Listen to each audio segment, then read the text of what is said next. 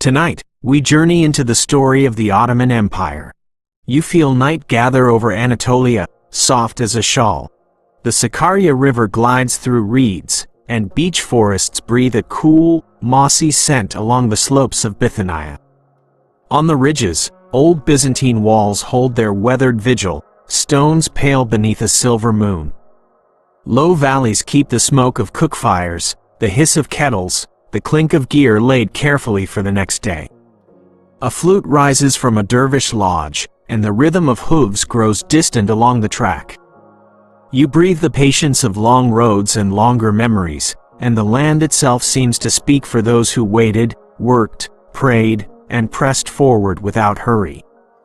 You might struggle to endure what they once lived through. So, before you get comfortable, take a moment to like the video and subscribe, but only if you genuinely enjoy what I do here. Let me know in the comments, where are you listening from, and what time is it for you right now? Now, dim the lights, maybe turn on a fan for that soft background hum, and let's ease into tonight's journey together. You step onto a frontier path near Sout, a small market town resting between pasture and hill. Canvas tents line a low stream, cords hum in the night breeze, stakes sink into clay dark as coffee. Men sit cross-legged around an iron brazier. Bread warms on a flat stone. A pot of lamb and thyme sighs in the embers. At the edge of the camp a crescent banner lifts against the stars, and beneath it the young leader named Osman listens more than he speaks. You settle by the firelight and feel the shape of order that grows from quiet authority, the kind of order that keeps men calm when the world around them feels thin with risk. Dawn comes clean and cold. You ride with scouts along the seam between farms and forest, where villages cling to earth-worked fields and small chapels face the morning. A mill wheel knocks on the stream, and geese ripple a pond bright with sky. Beyond hedges a palisade rises, raw planks bound by rope and hand-forged nails. The air smells of pitch and damp wood. You sense the hush that lives where two worlds meet, a hush that teaches patience and keeps hands steady while plank meets post and watch meets duty. Here, a habit of care becomes a shield stronger than iron. At night the riders gather near a lodge of learning, where a gray-bearded guide offers counsel that carries weight without noise. You watch Osman receive a blessing, palm to palm, forehead low, the old way preserved so that courage serves something higher than appetite. By lamplight a tale moves from mouth to mouth, a dream of a tree rising from a hearth, roots drinking from clear springs, branches shading many lands. The image settles like a seed, part prayer and part promise, strong enough to steady riders who sleep with saddles near their heads and wake at the whisper of hooves on damp grass. Spring ripens into summer. You ride under clouds of swifts and hear the hills ring with iron. The year draws to 1302, and the fields between Nicomedia and the Gulf lie heavy with wheat. Hooves drum the earth, stirrup to stirrup. Leather smells of smoke and salt. Bowstrings shine with wax. On a wide meadow near the sea the two sides meet and the ground shivers with the charge. You hold the line and watch arrows fill the air like a sudden storm. The clash stiffens, breaks, then stiffens again, and dust veils the horizon as blades scrape shields and reins creak under the pull of trained hands.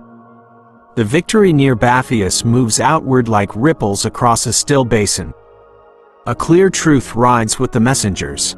A border band can face soldiers of a great city when discipline holds and hearts refuse haste. You see farmers hear the tidings and lift their heads as if a strap has loosened at the neck. You hear merchants choose this road for the next season because the track now feels watched by more than chance. A key turn has come, not grand, not loud, a bend in the path that keeps on bending toward a future none can name and all can feel. The camp does not celebrate loudly. Bread passes hand to hand, water is shared before meat, thanks is offered in a circle where no voice rises above another. You notice a small detail that explains more than proclamations. A child gives a whetstone to his father and watches each slow stroke along the blade, the child learning more than sharpening. The life of a people endures through gestures, through craft that refuses haste. You lift the stone and feel its cool weight, a lesson of patience and duty lodged within a simple tool, a reminder that lasting work is made one careful stroke at a time. News spreads by mule, by peddler, by song. Market women fold the tale into cloth prices. Shepherds murmur it while moving flocks to upland grass. Stonemasons tap it into lintels as 3 neat chisel marks. In a roadside hall, a singer shapes verses that praise honor kept and roads made safe. You pass under the gate, smell onion and horse and cedar, and feel that a chord has been struck that will not stop vibrating. Authority gains edges. A tent receives a map. A map receives a seal. A seal opens a door that was only canvassed the week before, and now it is the first hint of a court. Yet the beginning keeps its soft border. You look for a line where clan becomes state and you do not find it.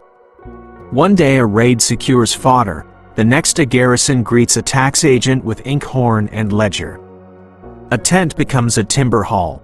The hall gathers rugs, lamps, and a low platform where judgments are spoken. Memory holds the tent and the hall together. The people moving under the crescent accept both as true, as if birth needs a cradle and a doorway at the same time. The living truth sits somewhere in between, warm as breath in winter air.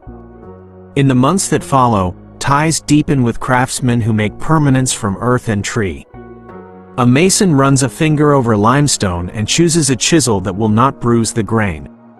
A carpenter joins beams with pegs that will not creak in the north wind. A calligrapher trims a reed and tests ink in a dish of soot and gum. You watch Osman listen to these workers as he listened to the elders. He does not hurry them. He holds that a wall is a promise and a line of script is a kind of oath. Patience gathers into structure, and structure gathers into trust. On late summer evenings a slow music gathers in the lodges. The zikr circles like a tide. Lanterns paint tree bark with trembling gold, and you feel the nearness of a calm that is not sleep yet makes sleep easier to find.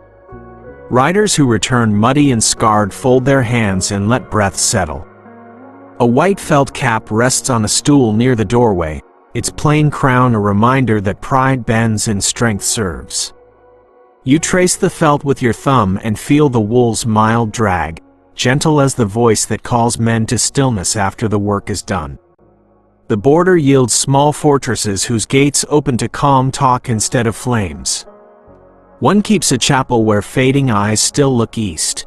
The icon remains in its place, the door is mended, the wall is patched, the well is kept clean.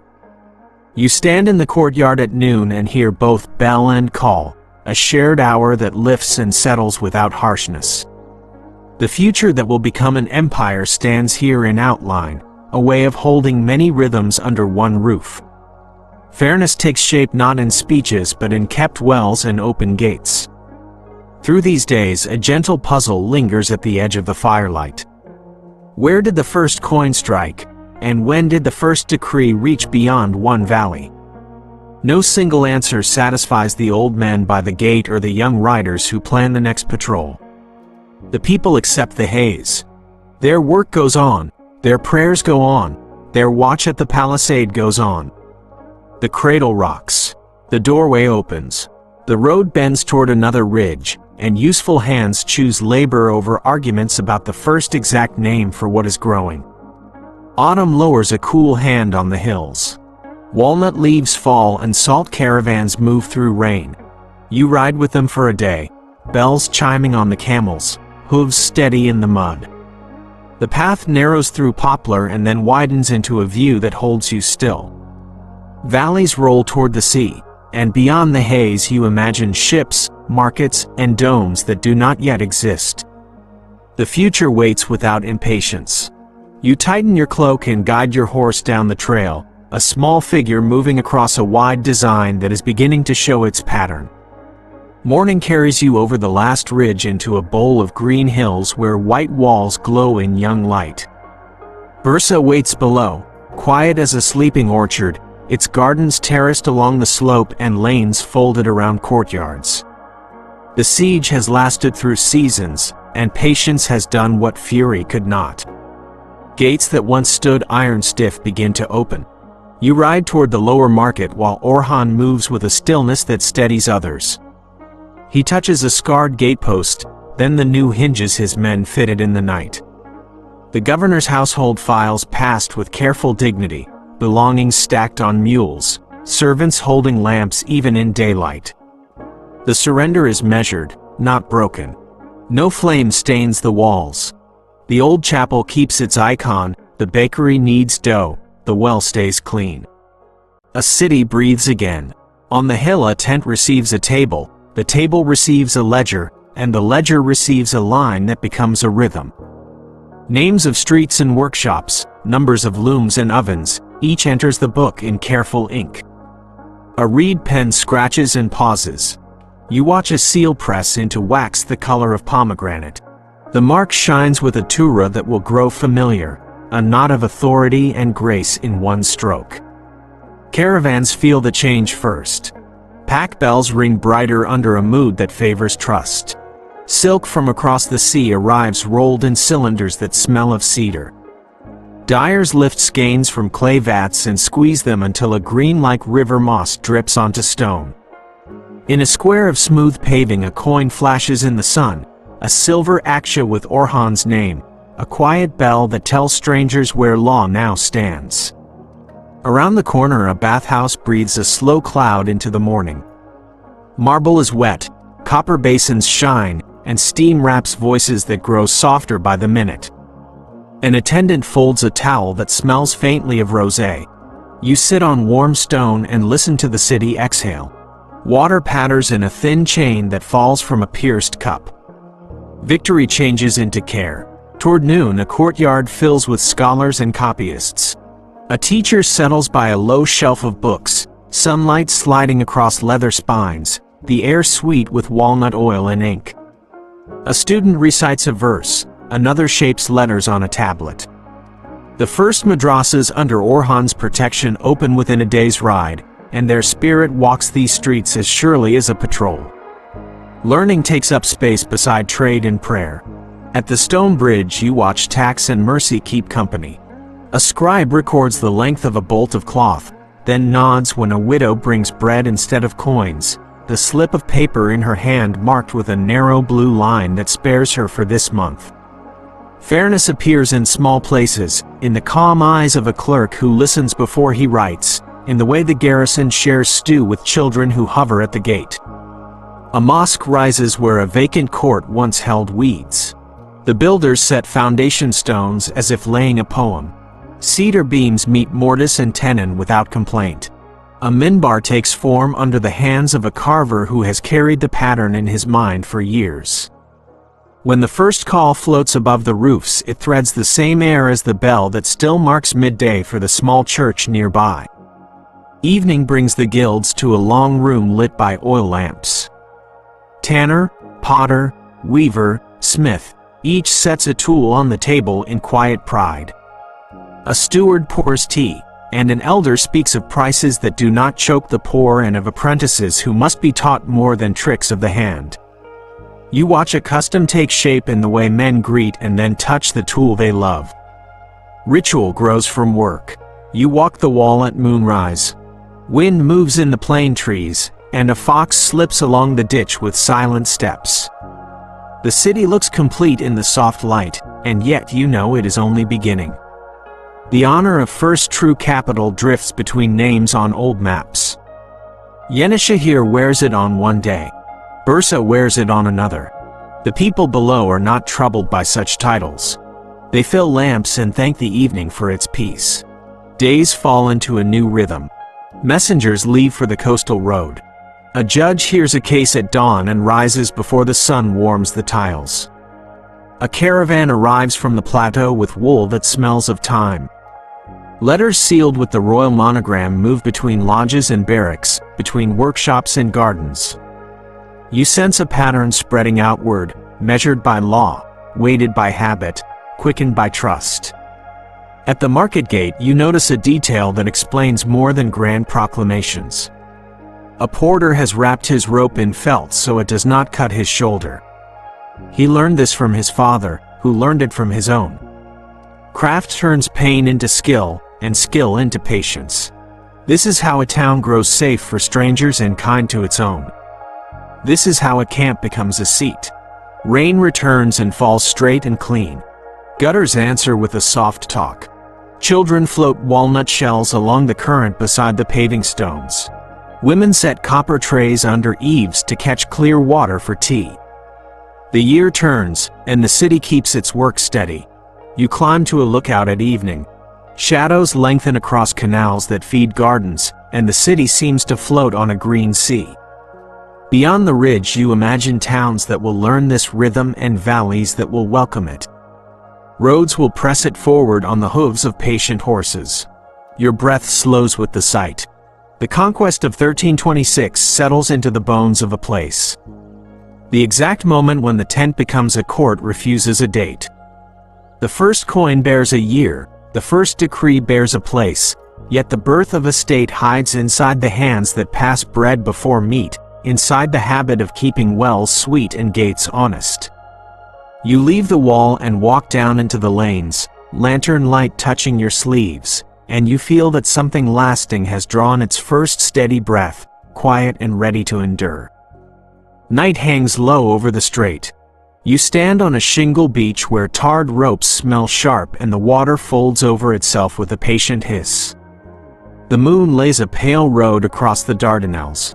Men move quietly, hand to hand, plank to plank, ferry to ferry. Horses breathe in short clouds and stamp at the edge of the tide. A young commander named Suleiman Pasha speaks in a voice that rides just above the surf. Your foot finds the boat's wet rail and you feel the pull of current, strong and steady, as the shore of Europe waits like a dark shoulder beyond the rippling light. Days earlier the ground had shuddered without warning. In the year 1354 stone towers along Gallipoli loosened at the joints. Walls flaked and then slid, dust lifting into a white veil that drifted down the streets. Doors split from frames. Arches shed their outer rings. You walk among fallen blocks cool as riverbed rock and hear the fragile echo of a city still trying to hold its shape. Opportunity meets discipline on such mornings.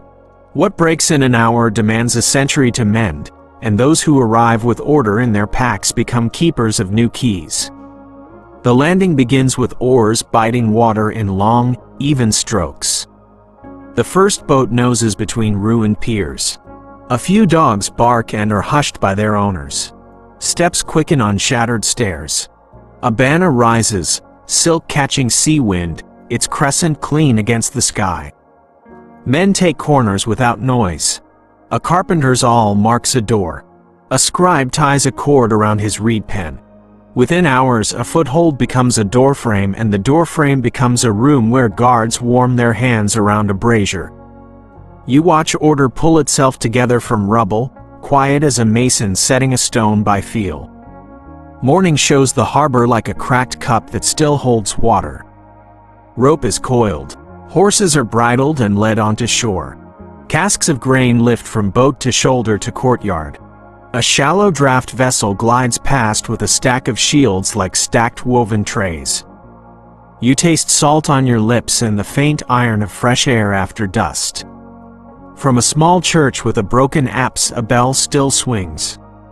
From a new prayer space a call floats and settles. The two sounds cross overhead and drift toward the hills. Riders fan out along vineyard paths. The Thracian plain opens like a book laid wide, lines of poplar marking streams that slant toward the sea. Villages look up from bread and find a different guard at the well. A sipahi receives a plot measured by rope and paced by careful steps. The timar takes shape in a ledger, a simple entry that binds service to land and land to service. You hold the cord that marks the field and feel the thread that will be woven again and again across valleys and slopes until a pattern holds the fabric of many tongues.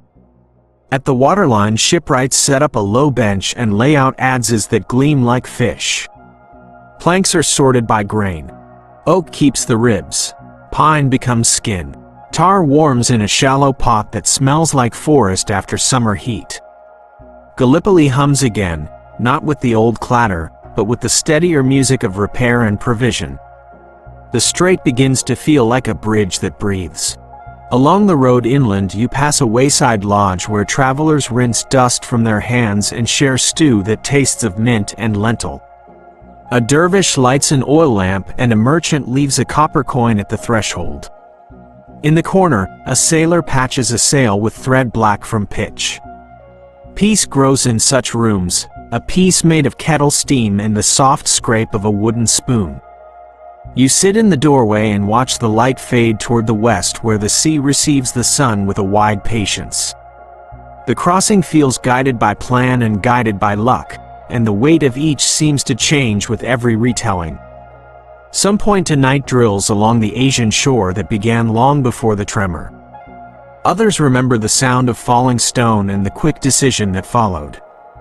You walk the broken quay and feel that both truths share the same air, the way tide and river blend without a seam where they meet. News runs through Thrace at the pace of a cartwheel. A miller hears of the new garrison and keeps his measure honest for the week. Vines are pruned on time. A widow brings olives to the market and receives safe passage at the gate. The road toward the interior lies under watch. Carved milestones are brushed clean. A market crier speaks his list in a voice that carries under the plane trees. Your shoulders drop as the rhythm of days deepens. Authority has found another shore and it behaves as if it belongs.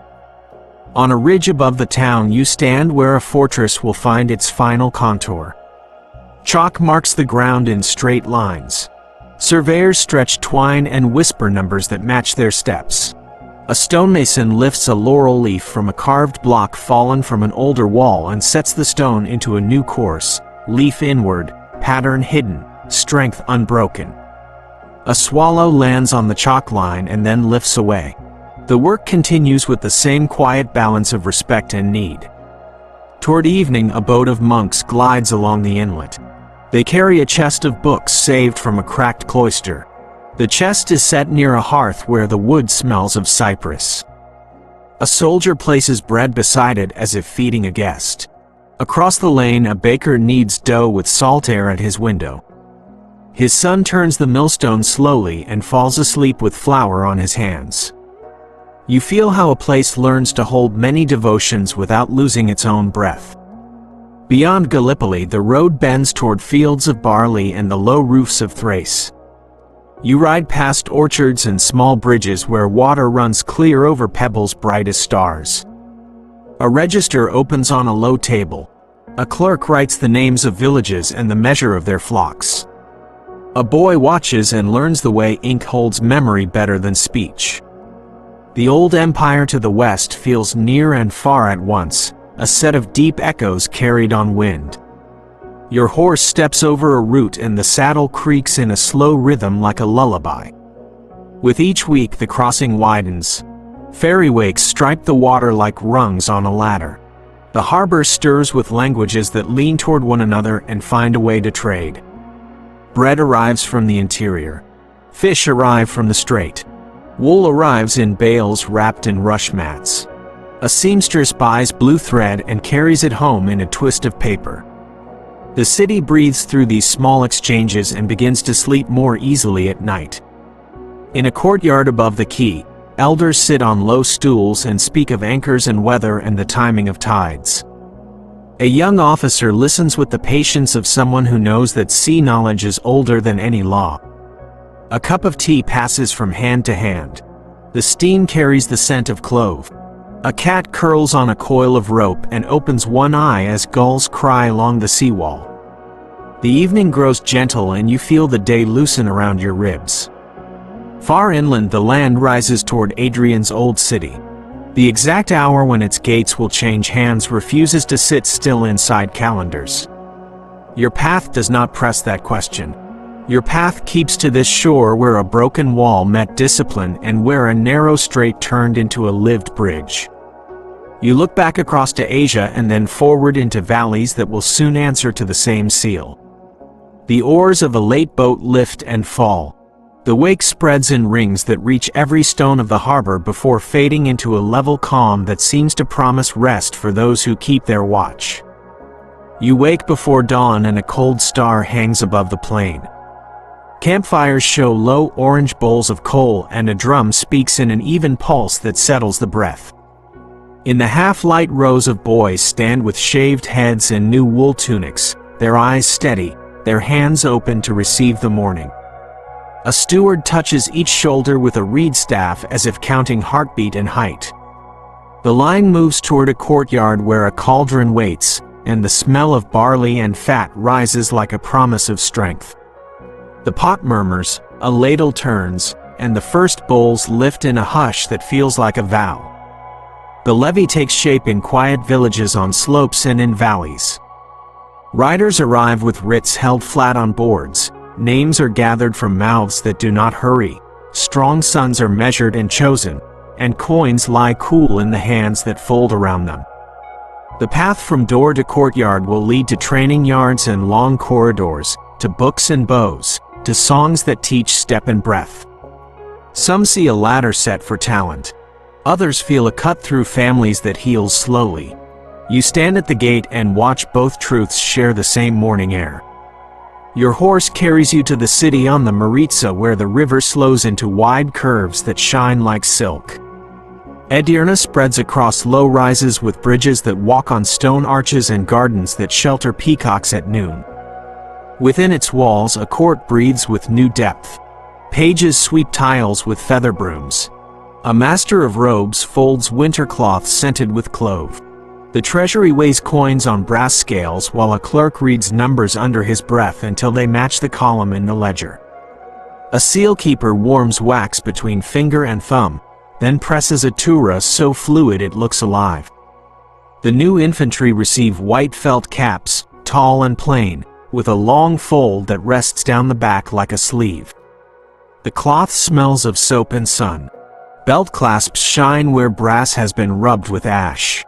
Each recruit learns to lay bow and mace on a mat with the heads aligned, to step with the left heel sinking without noise, to breathe through the nose during the rush, to keep the head level when the line turns. The unit moves like a single body that has learned to rest its weight in the center. You feel fear slip away when rules hold you steady. You stop by the great kitchen where smoke climbs into a square of sky. The cauldron stands in a ring of stone. A ladle taps its rim with a sound that calls the room to order. Steam climbs the walls and beads of water shine like fish scales. Around the ring the recruits wait with bowls. The steward lifts the lid with both hands and for a heartbeat even the fire seems to listen. A unit lives by its pot. Harmony shows itself in the sharing of food and in the quiet glance that confirms no man is left behind. You hear an old proverb in the clink of metal on rim. Guard the cauldron and the cauldron will guard you. In the armory racks of bows stand like rows of saplings. Bowstrings lie in neat loops on hooks carved from horn.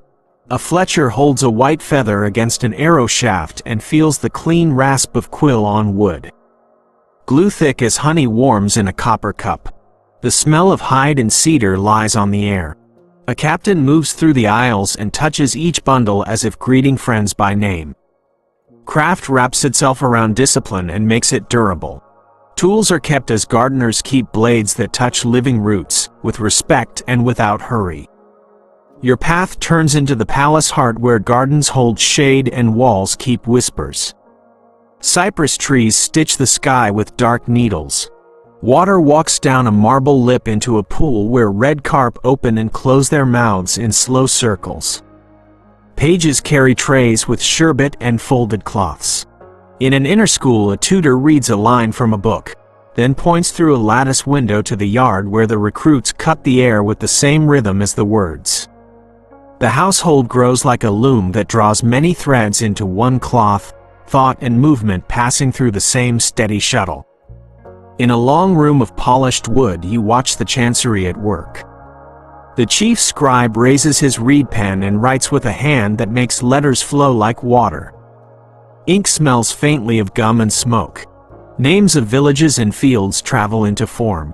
Orders for grain and cloth take on a shape that cannot be mistaken. The voice of government becomes a style the eye can trust at a glance. A decree lifts from the table, the wax shines, the tura gleams, and a mounted courier waits with gloved hands to carry it outward. Evening finds you on the training field where kettle drums and high pipes send a steady wind of sound across the grass. The front rank sinks to a knee. The second rank lays bows across the first shoulder. The third keeps watch over both. A captain turns his wrist and the whole unit wheels without a heel scraping stone.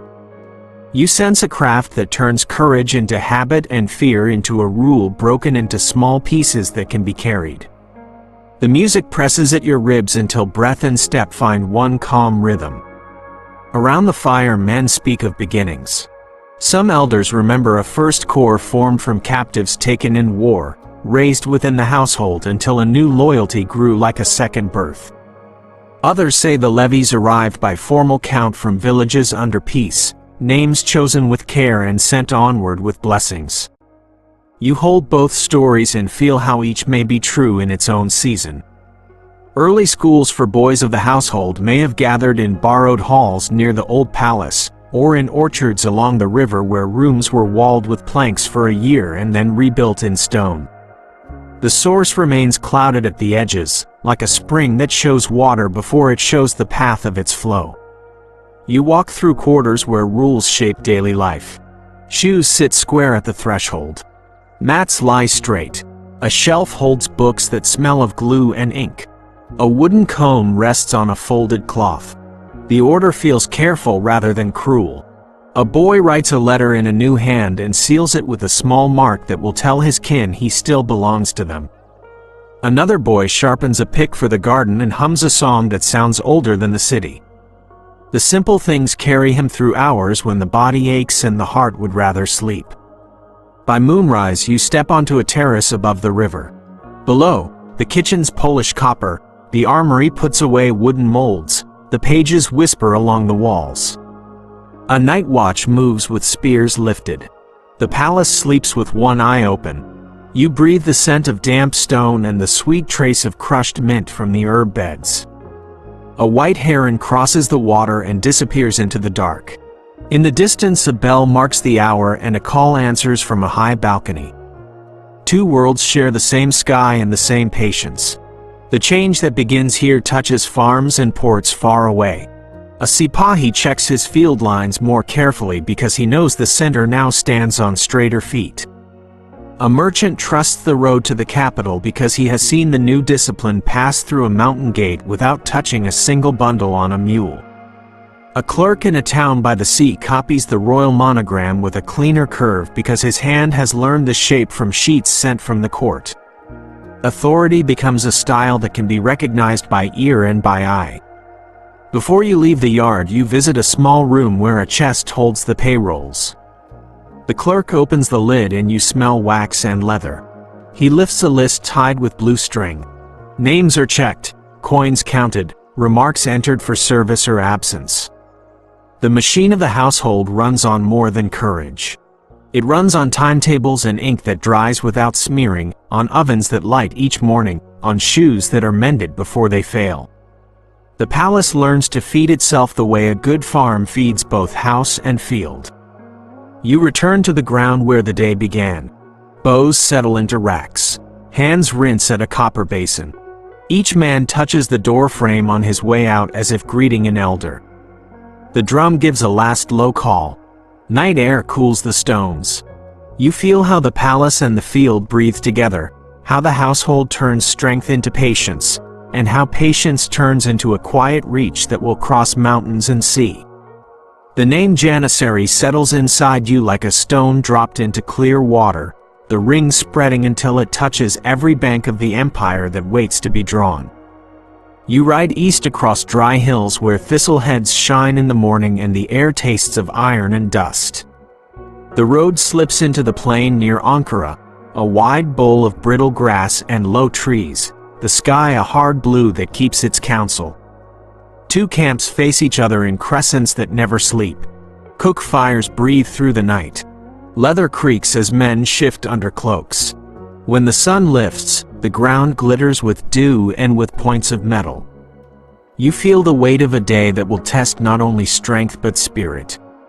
Before noon, the heat presses down. Waterskins grow light. Horses toss their heads and foam gathers at the bit. The two lines drift closer until bows speak and lances reach. The first shock lands like a door thrown against stone. Dust climbs and the world turns the color of clay. You taste grit on your tongue. A standard dips and rises in the haze. A trumpet threads one clean note through the roar. The field opens and closes like a great lung. Thought thins into small rules that the body can carry. Keep the knee steady. Keep the hand sure. Keep the line. By midday the order strains. The center holds for a while. The right bends, then stiffens.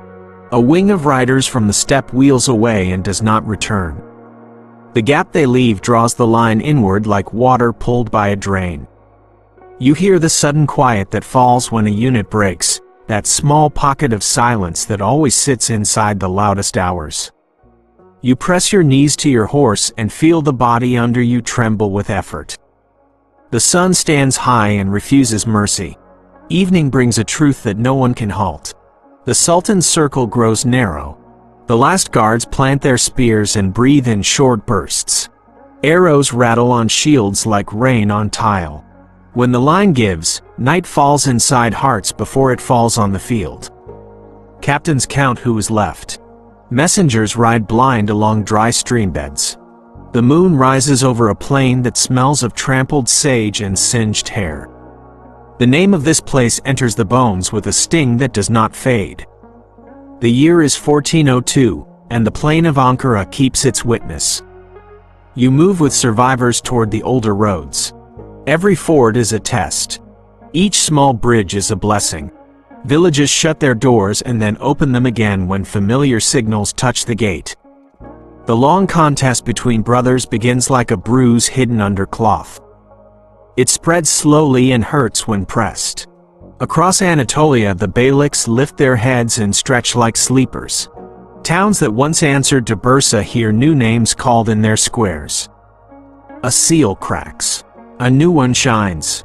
Both seem true because habit keeps bread baking and the well sweet even when the banner changes at dawn. In Edirne, the river moves with its silver patience, and yet the city listens for footsteps that announce a claimant. Suleiman sits with polished calm under painted beams. Isa hears jurists in a garden by the water. Musa rides in from the hills and the sound of his escort fills streets with a steady thrum. Far from the palace, bakers light ovens before dawn as always. The people learn a careful craft, the craft of waiting without wasting their days. They keep shops open, teach letters to children, mend nets, bind books, and speak softly in doorways so that small ears do not grow afraid. You climb a slope to a tekke above the road. A lamp glows in a room that smells of wool and rose water. Bowls of soup line a low table. A man with a soft voice sings a verse and others answer with a murmur that steadies the breath. Travelers who have lost their bearings find the door and sit with shoulders touching. A tray of ashore cools by the window and steam from fresh bread paints the glass with a thin mist. The lodge offers a peace that grows from rhythm. Breath joins breath. The circle turns. The mind unclenches. You leave with the scent of bread and rose warm in your sleeves. Letters begin to cross the strait like migrating birds. Pledges are offered and withdrawn. Edicts travel on fine paper and on coarse paper. Some carry the scent of amber and wax. Others smell of smoke from a mountain hearth. Each claims the future and each can sound convincing when read by its own fire. You hold a sheet to the light and watch the watermark bloom. The style of the chancery keeps its grace even as hands change at the top of the page. In Bursa, you walk through markets that still breathe a memory of silk and song. Sellers fan folds that catch light like water. A goldsmith lifts a filigree bracelet with a tweezer and checks a joint against the nail of his thumb. In the shade of a bathhouse, a woman counts coins for olives while her child sleeps against her shoulder. Life holds the city together with the quiet strength of repeated motions. The smoke of an old sack lingers only as a faint taste in the air. People answer loss by tending the small things that make dignity possible. Winter brings a second trial. Roads freeze at night and thaw into ruts by noon. Messengers slip on black ice and wake with bruises that keep them honest. Soldiers gather around stoves and warm their fingers over cups of tea. In such hours, a rumor can grow like frost on a window and write patterns that resemble truth. You listen, then fold each tale into the pocket of your cloak and keep moving. The center has splintered, yet the habits of rule endure in local rooms where a clerk still dates a ledger, a judge still hears a dispute at dawn, and a steward still sets aside grain for the poor on the coldest days. You pass a warehouse where grain is measured into shared baskets. The steward sets the level just below the brim for the strong and just over it for the tired. He has no new order for this. He holds a memory of a better year and a hope for another. You understand that a state is kept not only by spears and seals but by men and women who remember how to be fair when no one is watching. The dervish who sweeps the yard each morning knows this. The woman who opens the oven and offers a traveler a crust of bread knows it as well. Along the coast, a harbor fills with gulls and the smell of tar and fish.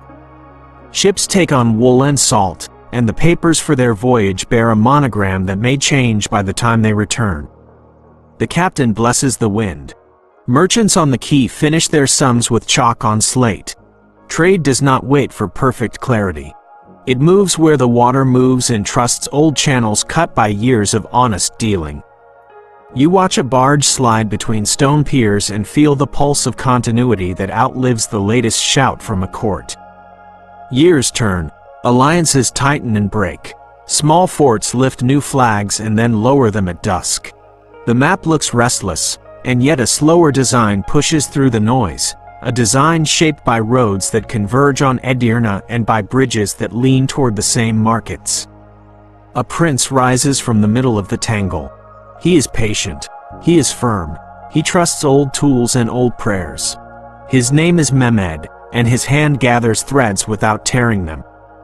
When he finally sits, the room stops rocking. You feel the floor hold. The river returns to its steady talk with the sea. You stand by the bank where willows draw circles in the current.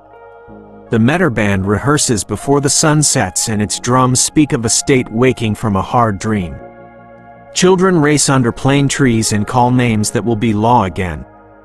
Lights appear in palace windows, one here, two there, then many.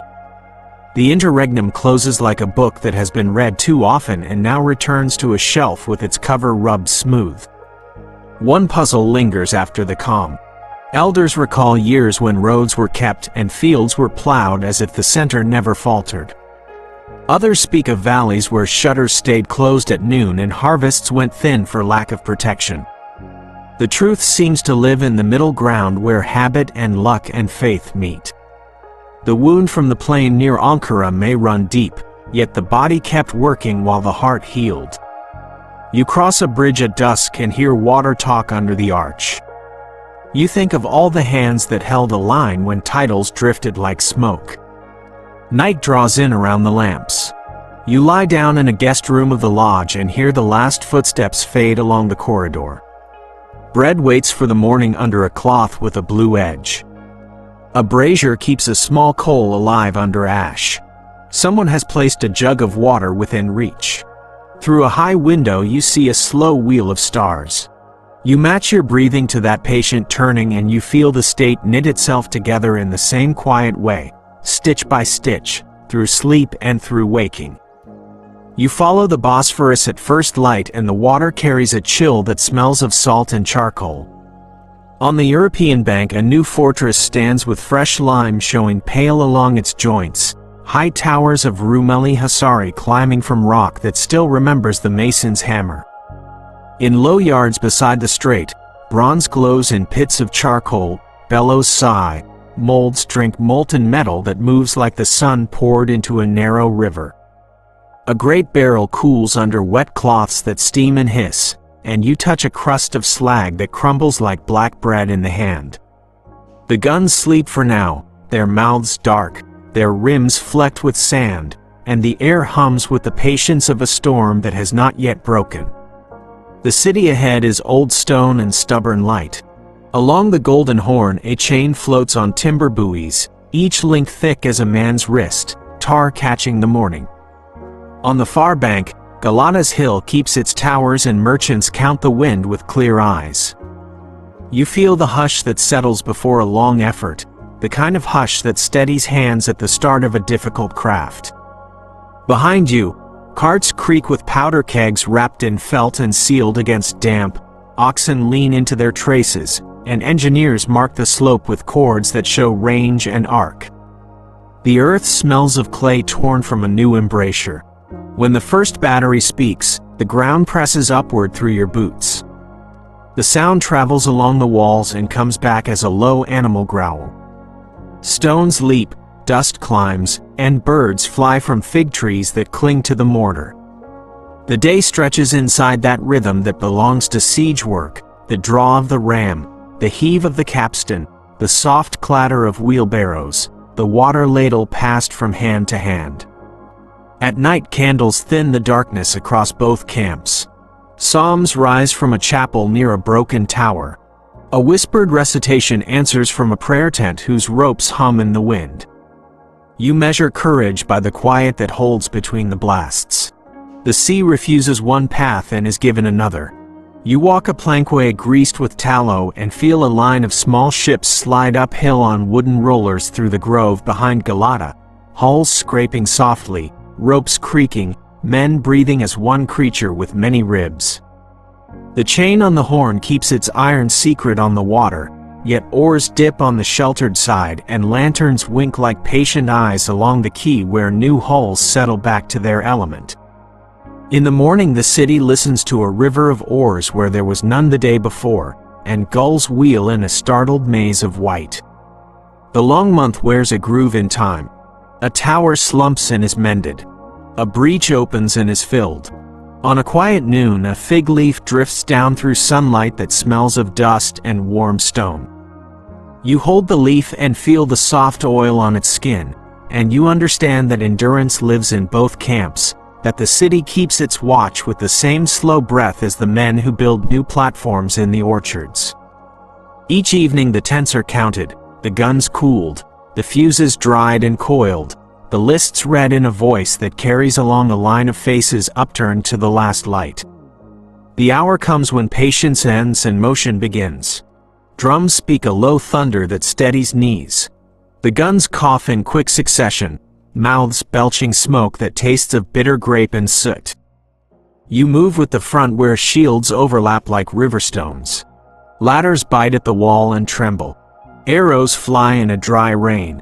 Somewhere near the northern stretch a small postern is said to open, just a hand's width at first, and then a body's width, and the thread that holds a tapestry begins to slide. Old tales argue over the name of that door and over the moment when it lost its will to stay shut, and you accept that the stone remembers more than any book. Mid-morning swells into noon and the balance tips. The last emperor on the rampart dissolves into a blur of cloak and steel at the edge of a fallen banner, and the wall's long memory takes another layer of story into itself. Standards lift along the ridge. Keys lie on a cushion the color of pomegranate, and a quiet enters the streets that does not belong to victory alone. A quiet like the hush in a house when a child has been born and the midwife closes the shutters for sleep. You step through a gate whose arch keeps the smell of dust and bay laurel, and the city meets you with a vast breath that empties and fills again. In the wide church where light pours from the high drum, footsteps cross mosaic and the air keeps the scent of wax and old cedar. A voice rises that was not heard here before, round and measured, and the dome responds with a calm that is not surprised by new words. Cloths are drawn over images, not with scorn, but with the hand of someone covering a beloved face for rest. You stand in a beam shaped like a column of milk and see dust motes turning like slow snow, and you feel the size of a room made for time, a room that will hold many prayers without forgetting any. The new ruler enters in the afternoon when the light has grown gentle. He rides with the quiet of someone who trusts work more than noise.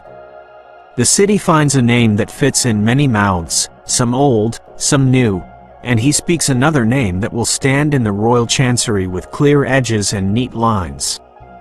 A sight on the promontory looks over 2 seas, and there the first stakes mark a palace that will keep water on 3 sides and cypress groves within. You walk that edge and feel breezes cross from horn to sea and back again, a meeting of currents like the meeting of fortunes that will follow.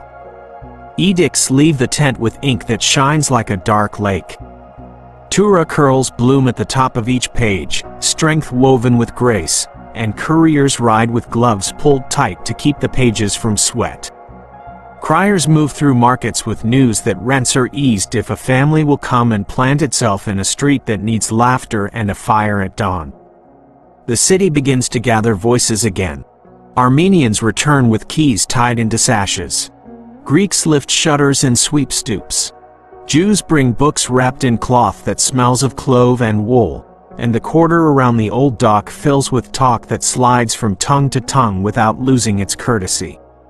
Stonemasons walk the walls and lay fresh courses where the siege left hunger in the joints.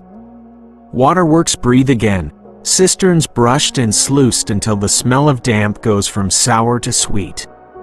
A carpenter sets up a stall where the bazaar will thicken year by year, his counter a plank on 2 barrels, his first customer a boy who needs a bow for a kite. A judge sits in a cool room with carved shutters and hears a case between partners whose quarrel is older than the new name on the seal. Fairness takes a chair and refuses to stand until both leave healed enough to sleep. At night the palace slope grows still and the garden beds release a scent of mint and damp earth. Lamps along the seawall shine in 2 strings, one on each water, and ships answer with their own small stars. The divan chamber waits for morning, carpets rolled, inkwells capped, a clean tray of sand ready to catch the last shine on a signature. You lift a page and see a tura catch the lamp like a small moon, and you understand how a sign becomes a promise when the hand that writes it keeps steady day after day. Old stories begin to weave themselves around the day just past. Some say the cannon named for a craftsman had a roar that carried to the islands, that its strength opened the way more than any ladder. Yet the same stories remember barrels that split and crews that limped away holding their ears, and you accept that both strength and failure walked beside those engines. Others trace the turn in the market squares far to the west to the shock felt here, a slow swing of traders from inland roads toward blue distances, yet the sea already had its tug long before this dawn. And the true measure of this hinge lives in ledgers that do not agree. The city itself does not argue.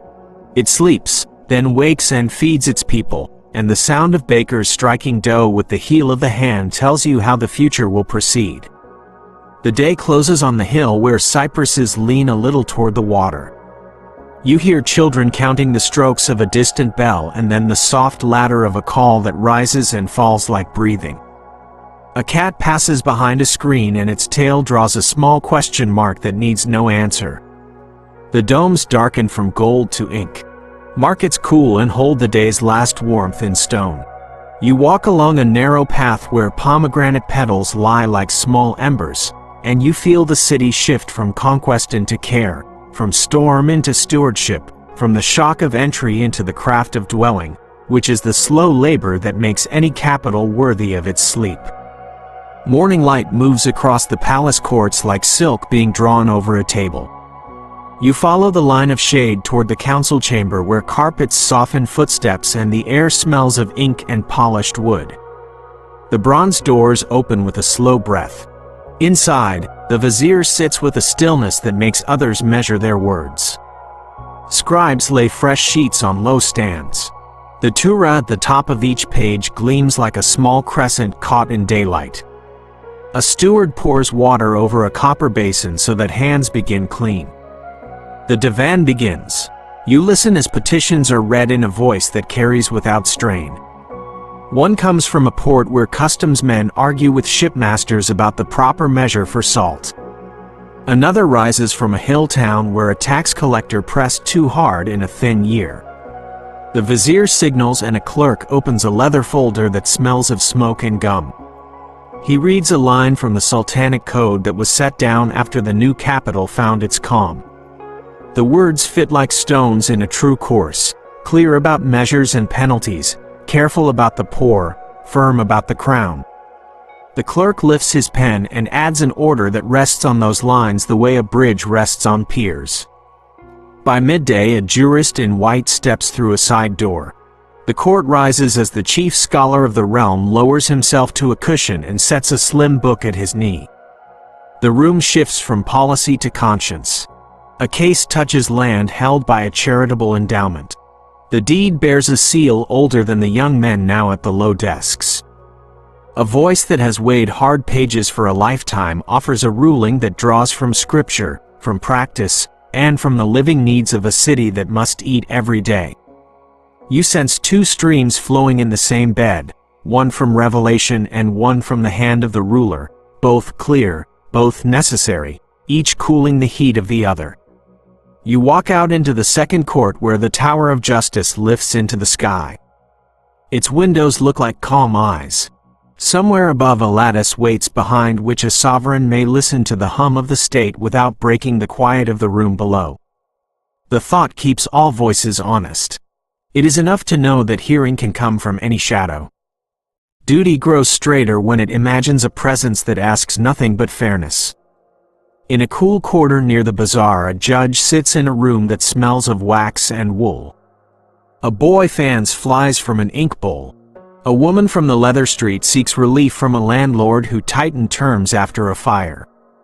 A Greek baker and a Muslim porter disagree over a cracked millstone. A Jew presents a torn contract from Izmir and asks for an order to have it honored here. The judge keeps the code at his elbow and keeps a collection of precedents near his tea. He hears testimony, weighs reputation, measures intent, and writes so that each party leaves with the sense that a steady hand held the scale.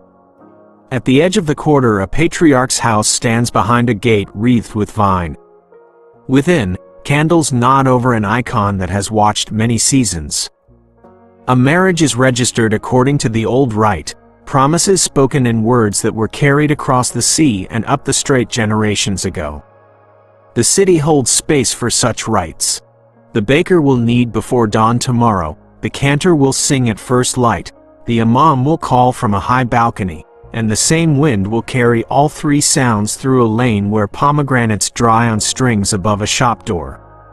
The shape of belonging allows many rooms under one roof. Afternoon brings a procession of ledgers to a long table. Timar grants are reviewed, land paced by rope and recorded with a careful hand. A cavalryman who served 3 campaigns receives the measure that keeps his house, his horse, his armor. A retired officer surrenders a grant because his son cannot ride and the field passes to another who can. Duty breathes in these transfers. The realm stays strong when the field answers to the saddle and the saddle answers to the seal. You pass a chancery window and see a sheet drying in a tray of sand. The letters curve with a grace that has learned to be exact. A decree for a road through a marsh speaks in the same voice as a decree for the care of orphans. The tone never shouts. It carries authority that prefers precision over force.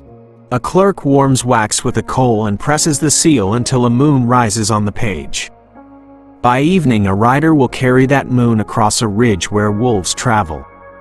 The page will arrive uncreased. The gatekeeper will know what to do. In a coffee house near the book market, scholars sit with cups that smell of cardamom. They talk in low tones about the way law can be both one and many. A farmer hears judgment for a boundary dispute under the same umbrella of order that shelters a merchant in a case of partnership. A jurist's pen finds a path that lets a village keep its feast day at the shrine that guards its spring while the code speaks steady about taxes and weights. You feel how mercy and rule can travel in the same cart if both wheels are true. Evening cools the stone lanes. A crier announces a new list of market prices so the poor are not crushed when the weather turns. Bread is set at a fair weight. Oil is marked by the jar rather than the whim. The Guild of Butchers agrees to a limit on offal so kitchens across the quarter can serve stew to those who cannot buy finer cuts. A law that touches the belly carries gratitude deeper than a crown that only adorns the eye. You climb the palace slope as lamps brighten one by one. In a small chamber you find a shelf of court registers. The paper smells of years. The script runs without falter across pages that hold births, trade licenses, judgments, manumissions, grants to scholars who teach geometry to pages in the garden school. A civilization preserves itself in such lists. They are a memory that does not gossip. They do not forget a widow's relief or the day a bridge was opened. They do not praise. They keep. A question moves under the surface of all this calm. The line where sacred law ends and princely ordinance begins never fixes itself in stone. It drifts like a shoreline. The tide is the needs of the living. The dry ground is the text and the old ways. Each year the water falls back to show firm sand. Each year it climbs to touch fields that were thought beyond reach. Good hands walk that edge with bare feet, feel where it gives, and set their baskets down away from the pull. The craft is to keep the village from flooding and to keep the well from running dry. Night finds the courtyard of the chief jurist lit by a single lamp that makes a gold circle on polished wood. A messenger arrives with a case that will affect the harvest in 3 valleys. The scholar lifts his pen and writes a ruling that lets a tax be taken in kind in a year of thin grain, so that coins stay in empty pockets and bread stays in warm hands. He writes with a calm that has walked far. The paper dries. The seal rides out under the stars. In a month a boy will carry wheat to a granary and not weep. Back in the council chamber the vizier closes a leather case and ties it with a cord. He looks toward the door as if measuring the distance between words and streets. In the garden a breeze stirs cypress and brings the smell of crushed mint from the kitchen beds. The Tower of Justice keeps its deep watch. You sense how the realm learns to breathe through its laws, not only through its swords. The style of rule becomes a posture of the heart. It bends toward fairness without losing strength. As you leave, the call to the last prayer moves across the hill and a bell answers from a lane that runs to the water. 2 sounds touch and do not quarrel. A woman carries a basket of bread under a cloth with a blue edge. A porter stacks jars of oil with a care that shows trust in tomorrow. A judge snuffs his lamp with a pinch of damp cloth. Ink cools. Pages rest. You walk under plane trees and carry the sense that order has a fragrance, part ink, part wool, part bread, and that this fragrance keeps a city asleep without fear. Dawn opens like a silk fan over the 7 hills. You walk the slope where the great mosque rises, its courtyards washed before sun, its marble cool under bare soles. Cypress shadows lie long across stone. In the library chamber a copyist trims a reed and tests a brown line on scrap paper that smells of gum and smoke. A brazier warms a pot of ink. Incense climbs with a calm that teaches breath how to move. On the ridge the domes gather light until they look like bowls filled with pale milk, and the city steadies itself under their quiet weight. The sea calls and you answer. Your boat leans into the swell as the island of Rhodes climbs from blue water, ringed with towers that wear salt like frost. Siege lines mark the ground in patient arcs. Ladders sleep under canvas. The air holds the taste of lime and oiled rope. When the gate at last yields, you step into streets that smell of time and warm stone. A chapel keeps its candles. A garden keeps its fig tree. The knights depart in ordered rows, armor dull with dust, and a steward with a new seal measures the wells and sets masons to the places where mortar needs patience. The island learns another rhythm, not loud, not cruel, a slow beat like an oar in evening light. From the harbor you follow the Danube, a river that carries whole seasons in its shoulders. Fields open into a meadow where the ground feels soft under hoof. Cloud shadows pass and the air grows heavy before the storm of men who meet near Mohacs. The charge is quick and close. Bows cry, guns crack in short bursts, a squall of steel moves like rain across grass, and then silence spreads as the light changes. At dusk, a crown has no head to hold it. You ride through reed beds that smell of mud and willow. The city on the hill receives a new guest, kitchens relight, baths steam again, and a boy runs with a towel past a wall that has watched many banners come and go. Autumn mud takes the edge off wheels. Wagons sink to their hubs on the road toward the great city that guards the river bend. You watch lines of men push guns through ruts that fill with brown water. The sky lowers and the wind tastes of snow. Palisades glitter with frost at dawn. Ladders raise and fall like breath. Drums keep courage warm.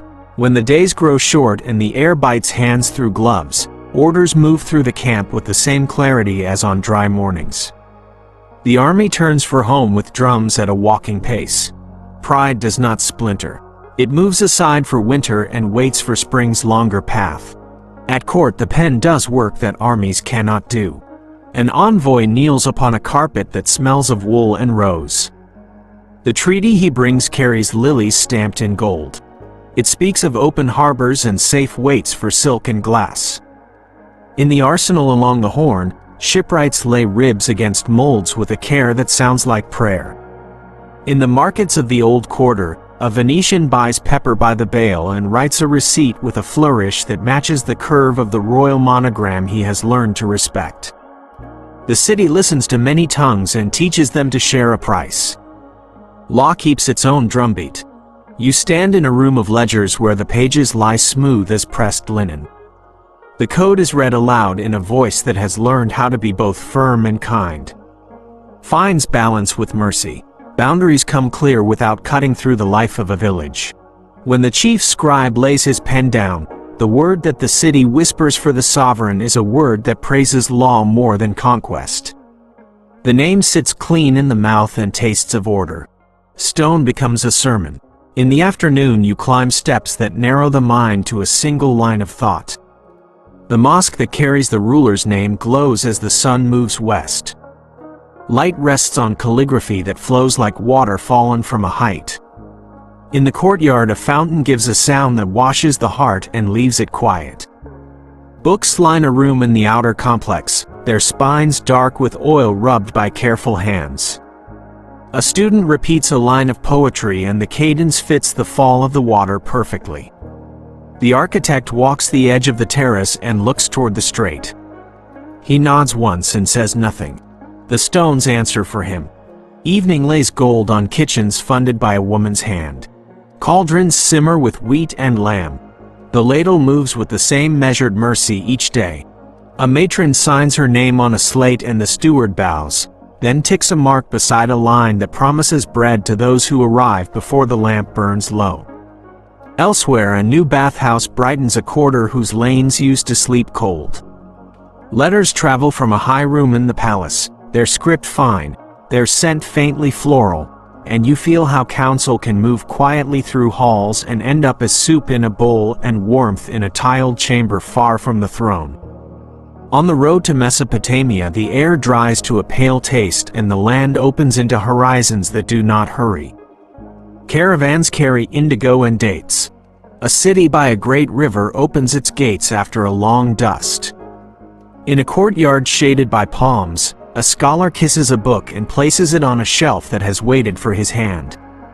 The call to prayer here sounds like water. The banners fold with care and the garrison learns the path of a new moon that rides a different corner of the sky. The world grows wider but not thinner. The center holds because the habits of writing, feeding, and judging stay true. The navy breathes like a second lung. Along the quay, masts stand like a grove of winter trees. Ropes hum, tar warms in oval pans. A man with a scar at his chin teaches a boy to splice a line without wasting a finger's width of fiber. Far away, a coast learns the measure of a new patrol. Smoke on a horizon causes no panic. It announces a watch that prefers calm water and clear agreements. In the taverns above the boatyard, songs rise that smell of salt and clove, and the words speak of a sea that can be generous when kept in good order. Night gathers over the hill of books. The ruler sits with a codex and a map. He reads slowly and then lifts his eyes to the window where the city looks like a field of coals under a quilt. He thinks of borders that live better when they are rivers and of gates that should be mended before they are widened. He thinks of sons and of the way power moves from hand to hand like a bowl that must be carried level. In a chamber down the corridor, a woman writes a letter that will travel farther than many lances. Her seal is small and precise. Her wish is for a kitchen to be funded in a city where pilgrims rest at noon. A puzzle walks through these bright years like a man in a plain cloak. In council rooms you hear clear orders and see signatures that leave no doubt. In private rooms you see quiet glances and folded notes. The balance between the word spoken from the throne and the word spoken in the hush of a garden cannot be weighed on any scale in the treasury. The city carries both truths and is content to let them travel together without deciding which is heavier. Festivals rinse the streets with lantern light. Scribes carry candles in a slow river that curls around the base of the hill. Children lift paper discs that spin in the warm breath of the crowd. The ruler appears on a balcony exactly when the drums call for him. He raises a hand, then lowers it, and the sound falls like rain ending on a roof. The moon climbs. The domes glow. A baker opens his oven at midnight for a boy who has waited all day to taste a sweet disk of pressed sesame and honey. At last you return to the terrace above the water. Two continents meet in a strip of blue that narrows and widens with the tide. Behind you the great mosque breathes like a living creature at rest. Before you ships pass with lights that look like stars fallen to the level of men. The city has found a way to hold strength without clenching. It has learned to send justice outward like warmth from a brazier. It has learned to share its table with many, and to keep its own manners even when the world presses close. You stand very still and feel the sea lay a cool hand on your face. The wind carries a trace of rose from the kitchens and a trace of ink from the chancery. Somewhere a bell marks the hour and a call replies. The reply sounds older than stone and younger than breath. You understand why people in far valleys speak this ruler's name with a tone that sounds like respect rather than fear. The lights on the water drift and settle. The hill behind you grows quiet. The city sleeps, and you let your shoulders drop as the night finds its even tide. You stand on a pier at dawn where tar warms in shallow pans and gulls draw silver letters on the sky. Masts rise like a forest stripped to clean lines. Ropes hum with a low music as crews move with the rhythm learned from years at sea. The water smells of salt and pitch and something sweet that comes from a bakery by the gate. A drum on a forecastle speaks in a slow pattern that steadies shoulders. The fleet breathes as one creature that waits for the lift of the morning wind. You step aboard a galley whose oars rest like folded wings. The deck holds coils of lines stacked in careful spirals. A compass sits in a small box brushed each night with oil. A boy carries a bucket of sand for the holdfast of a signal fire. Along the benches men tie headcloths with the same knot, a knot that keeps sweat from the eyes when the sun climbs. The captain touches a strip of green cloth hung from the stern and whispers a line taught by his father. The color shows hope and also duty. It keeps the gaze level when the horizon wavers. Out beyond the islands, a low shape moves with a beard the color of brick in the stories told along the quay. You follow the wake that older names left on this water. A man known to kitchens and palaces as Herodine taught the sea to listen. Shipwrights in the Golden Horn sharpened their craft because his signals left no doubt. In the year when the autumn wind freshened at Preveza, a crescent of hulls slid across blue water like a blade that does not catch light. The older order of the inland sea learned a new caution that day, and the memory of that caution still rides the swell. In the harbors of the Maghrib, the smell of cedar and clove folds into the evening. A bell on a quay answers a call from a mosque above the steps. Corsairs come back with salt on their boots and a calm that belongs to those who know currents by heart. You sit in a coffee room where copper bowls hang bright against whitewash and hear a singer shape verses that honor a captain who could read the skin of the sea as if it were a page. The song lingers on small acts of fairness that kept crews loyal.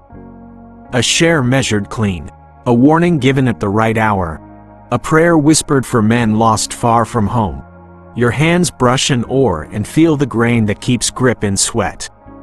On long days, the oars beat like a drum inside the arms. Tar tastes bitter on the tongue when wind falls away and the order for heavy stroke passes down the benches. The sea gives strength and also takes it.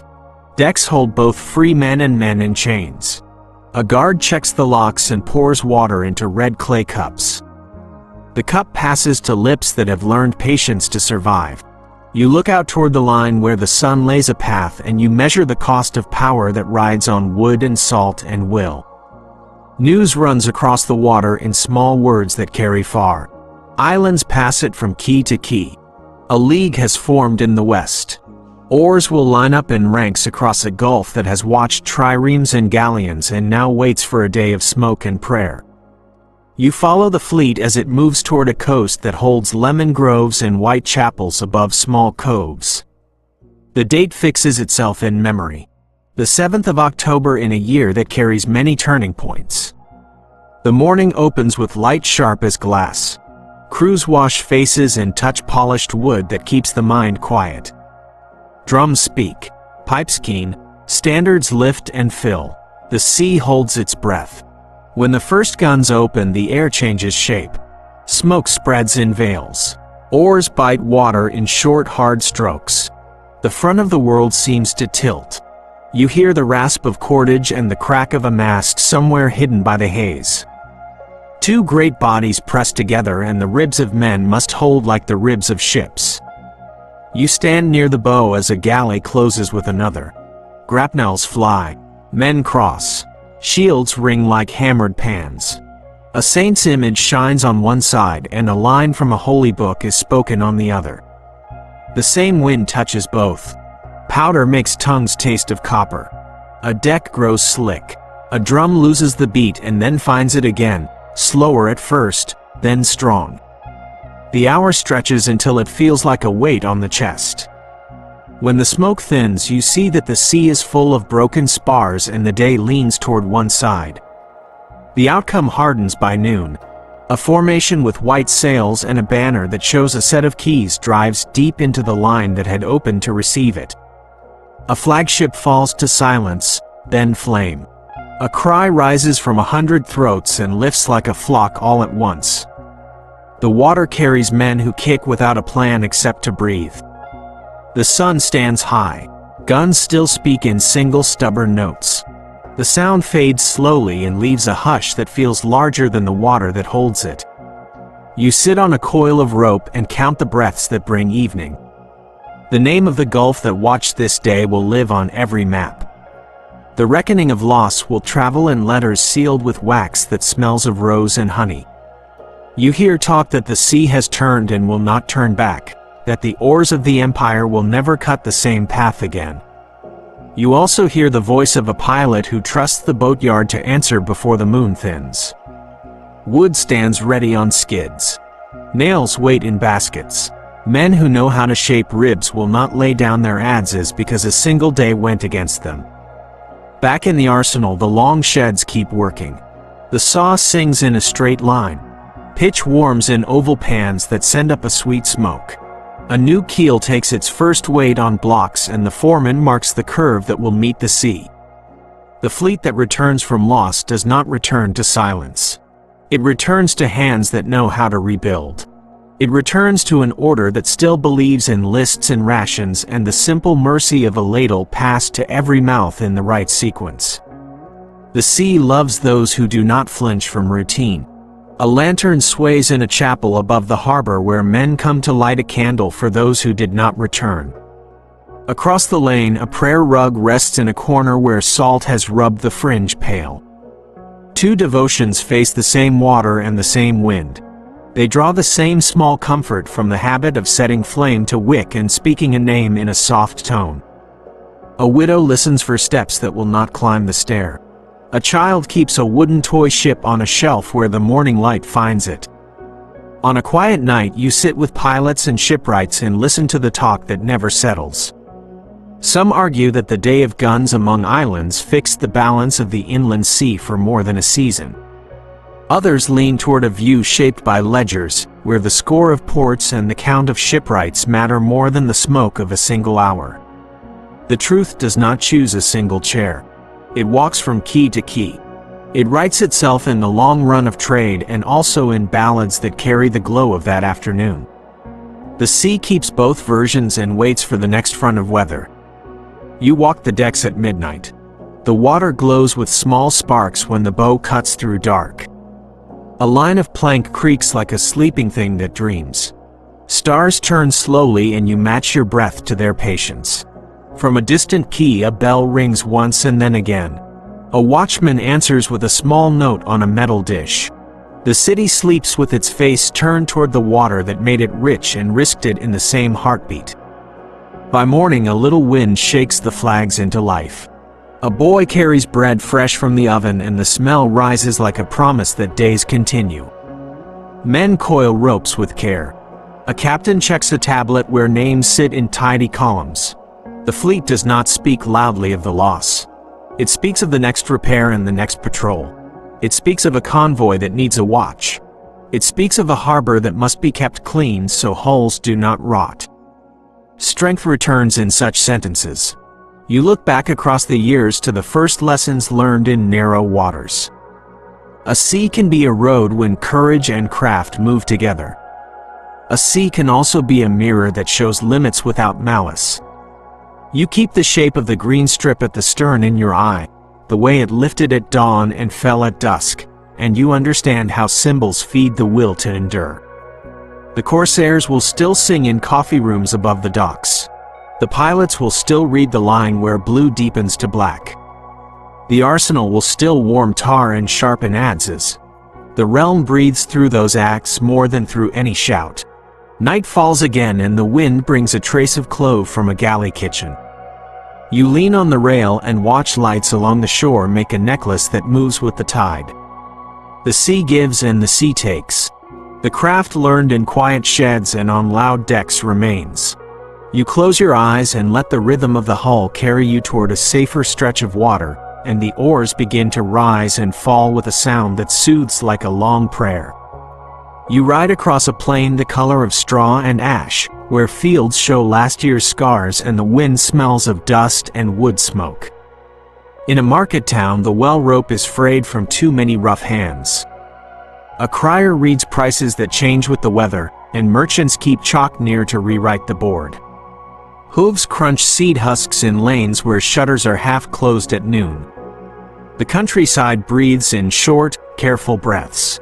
You feel the ache that follows years of thin harvests and hurried coin, the kind of ache that drives men to wander with muskets under their cloaks. In the high valleys, fires once showed on 3 horizons at dusk. Bands moved like shadows between orchards and gullies. Villages emptied after a single knock at a gate. The smoke of a burned threshing floor carries a bitter edge that settles on the tongue.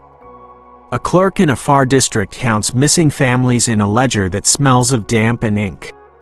He writes the names with patience and closes the book because bread still needs to rise, even when roofs are new and fences lean. The Salali years leave a taste that does not wash away quickly. Roads hold it. Wells hold it. The silence at doorways holds it most of all. You pass caravans that move under a guard who watches the hills more than the path. Tax farms spread like nets along the routes. Bids are taken in tiled rooms where the air smells of lemon peel and old paper. Coins change hands. Promises are made. A collector's seal cold as a winter spoon touches a page. He rides out with men who know how to keep order and also how to keep count. In a stable yard, a mule carries a bundle of receipts bound with blue string. A widow shows one to a steward who believes her because the ink has not yet browned. Mercy and habit keep a town from tipping. In the capital, the water narrows into bright silk under the bridges. Coffeehouses murmur in the afternoon with news from the provinces.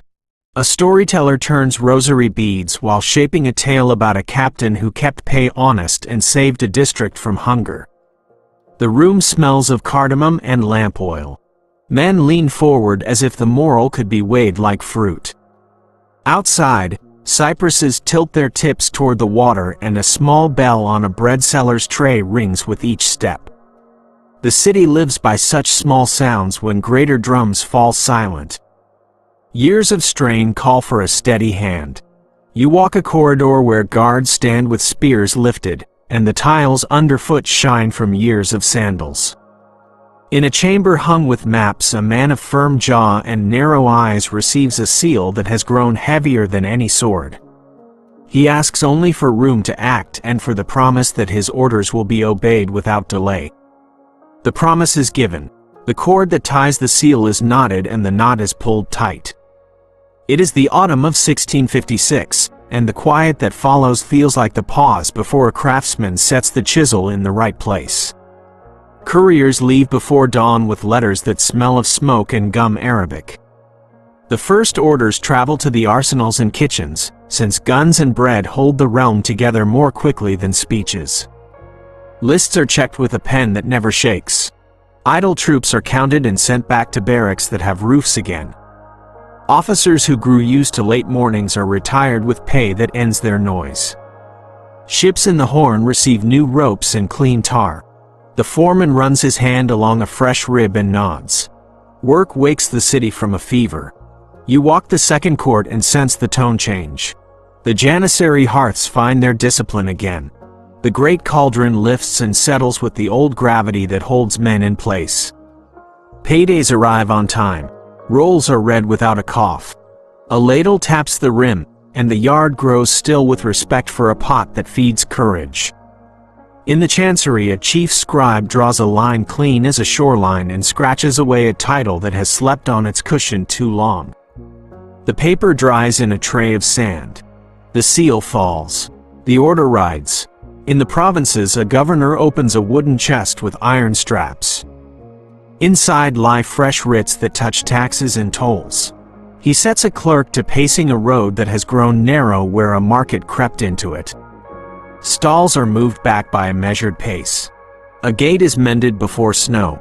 A band that once took shelter in a ruined caravanserai finds a garrison in its place and receives a choice between service and silence. Many choose service, and the mood of a valley shifts the way a wind turns downriver at dusk. Granaries fill with a new care. Keys hang from cords dyed with walnut. A steward measures barley into shared baskets, the level set flat for the strong and a finger above for the tired.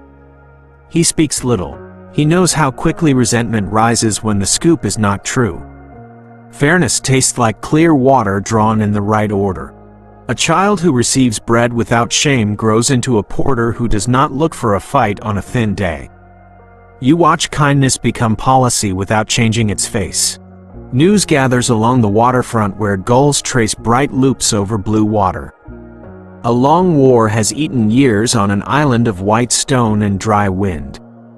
At last, a flag on the fortress drops at evening and the lamps along the ramparts wink out one by one. The year is 1669. The long siege ends and crews breathe like men who have come out of a cellar into full light. The island keeps its churches and its gardens. The garrison learns new watchwords by moonlight. The navy marks the victory without shouting. Tar warms. Planks are checked. The ledger notes a date and a line in a hand that does not hurry. In the capital, scaffolds lace the skyline after a great fire has passed through streets that smelled of cedar and spiced wool. Ash softens under your shoes. Carvers set new lintels above doors. A mosque complex rises with kitchens that can feed a long line by noon. Copper cauldrons swing on chains that squeak with a sound like birds. A matron leans over a register and sets her mark with a ring that leaves a flower in the wax. A porter wipes his eyes with the back of his hand and smiles anyway. Renewal walks the lanes with a broom in one hand and a trowel in the other. The family of the new order keeps its pace. A son takes the seal and carries the tone forward without trimming it. He sits long with maps that cover both sea wind and mountain snow. He knows the list of islands by heart. He knows which bridges catch frost first, and which ferries must not miss their hour. He signs with a hand that looks like his father's and yet has its own patience. Campaigns are chosen with a mason's precision. Repairs are scheduled with a gardener's eye. You feel a season of steadiness that dries damp corners and straightens lines. At a lodge above the road, elders speak softly about the roots of the old unrest. Some blame thin coins and the hammer that struck them. Others point to winters that bit orchards in the wrong month and summers that offered dust when rain was due. Still others speak of land that slipped from riders to renters and from renters to middlemen who loved sums more than soil. The truth feels braided. Each cord runs through real hands. The braid holds because people needed to explain why smoke rose and why harvests failed, and because no single answer could carry all that weight alone. You end the day in a governor's hall that smells of wool, leather, and orange peel. On the wall a sword hangs next to a set of scales. A boy carries in a tray with cups that sweat from cool water. The governor reads a list and then folds it, satisfied that pay will arrive at the post by the river on the right day and that a bridge will be mended before the rains. He stands at the window as lamps kindle along the street. His shoulders lower. The town below belongs to itself again. Before sleep you visit the kitchen of a soup foundation that serves without question. The ladle dips and rises. The queue moves at a human pace. Steam carries the scent of wheat and lamb. A woman leaves with a bowl for an old neighbor who cannot walk. The steward notes it on a small slate so the count stays honest. Charity moves like water down a broad stair. It leaves the stone clean. A last thought rests in the mind as the lamps go out. Whether this firm recovery healed the body or only taught it to stand straighter for a time will be decided by years that have not yet arrived. For now the drums beat on time, the roads hold wagons without breaking, and voices in coffeehouses drift toward talk of weddings and prices for figs. The empire breathes through its ordinary acts. You let that quiet breath carry you through the gate into night. You walk into a spring that opens like silk, the air mild and the light clear after rain. Along the Golden Horn boats rock with a quiet that feels rehearsed. Tulips lift cups of red and ivory in gardens where paths curl around pools, and the water holds a sky so blue it looks painted. Beneath plane trees fountains murmur, their spouts carved with poems that praise gentleness and measure. You follow the sound toward a riverside kiosk where tiles shine like cooled sugar, and you feel the city invite you to sit, to breathe, to let your shoulders fall. In a pavilion above the Kagathane stream musicians tune lutes while a scribe smooths a page with a shell, eyes half closed to feel the grain. Sultan Ahmed sits in a robe the color of saffron and keeps his gaze attentive rather than fierce. At his side the Grand Vizier Ibrahim speaks of gardens and streets, of water carried into thirsty quarters, of bridges that must be mended before summer caravans arrive. Servants carry sherbet in crystal bowls that capture sunlight like liquid glass. You step into the shade and watch a city practice ease without losing discipline. Night brings lanterns to new promenades. Families stroll by the shore where the air smells of orange peel and charcoal. Fireworks flower above the horn and fall in colored rain that hisses on the water. Pavilions glow with candles set behind pierced screens, and shadow patterns drift over silk like moving lace. The city learns the pleasure of walking without hurry, of hearing a poet recite while a tray of coffee cups circles the room, of tasting almond pastries shaped like little boats that seem to float on the tongue. Workshops answer the mood with craft that lasts. Weavers lift tulip motifs from sketches and settle them into brocades whose threads lie smooth as river sand. Carvers set stone fountains at corners where donkey carts pause, the basins placed low so a child can drink. A calligrapher writes a line for a public inscription, his reed pen gliding until the letters look like stems rising from soil. You walk lanes that once held only carts and now hold laughter at dusk. The realm spends care on elegance the way it once spent care on engines of war. In a quiet street, you enter a house where ink smells of walnut and smoke. In the back room, a press stands on a timber frame that holds its weight without groan. Wooden types lie in trays, their faces dark with use. A careful hand lays paper on the form and pulls the bar in a steady arc. The sheet lifts with a faint sigh and the page appears, columns exact and margins clean. A dictionary takes its body from the mold and offers itself to readers who have never held a printed Ottoman book. In 1727, a license allows this craft to begin, and within 2 years the first volumes find their way into shop windows where curious fingers test the crisp edges of new pages.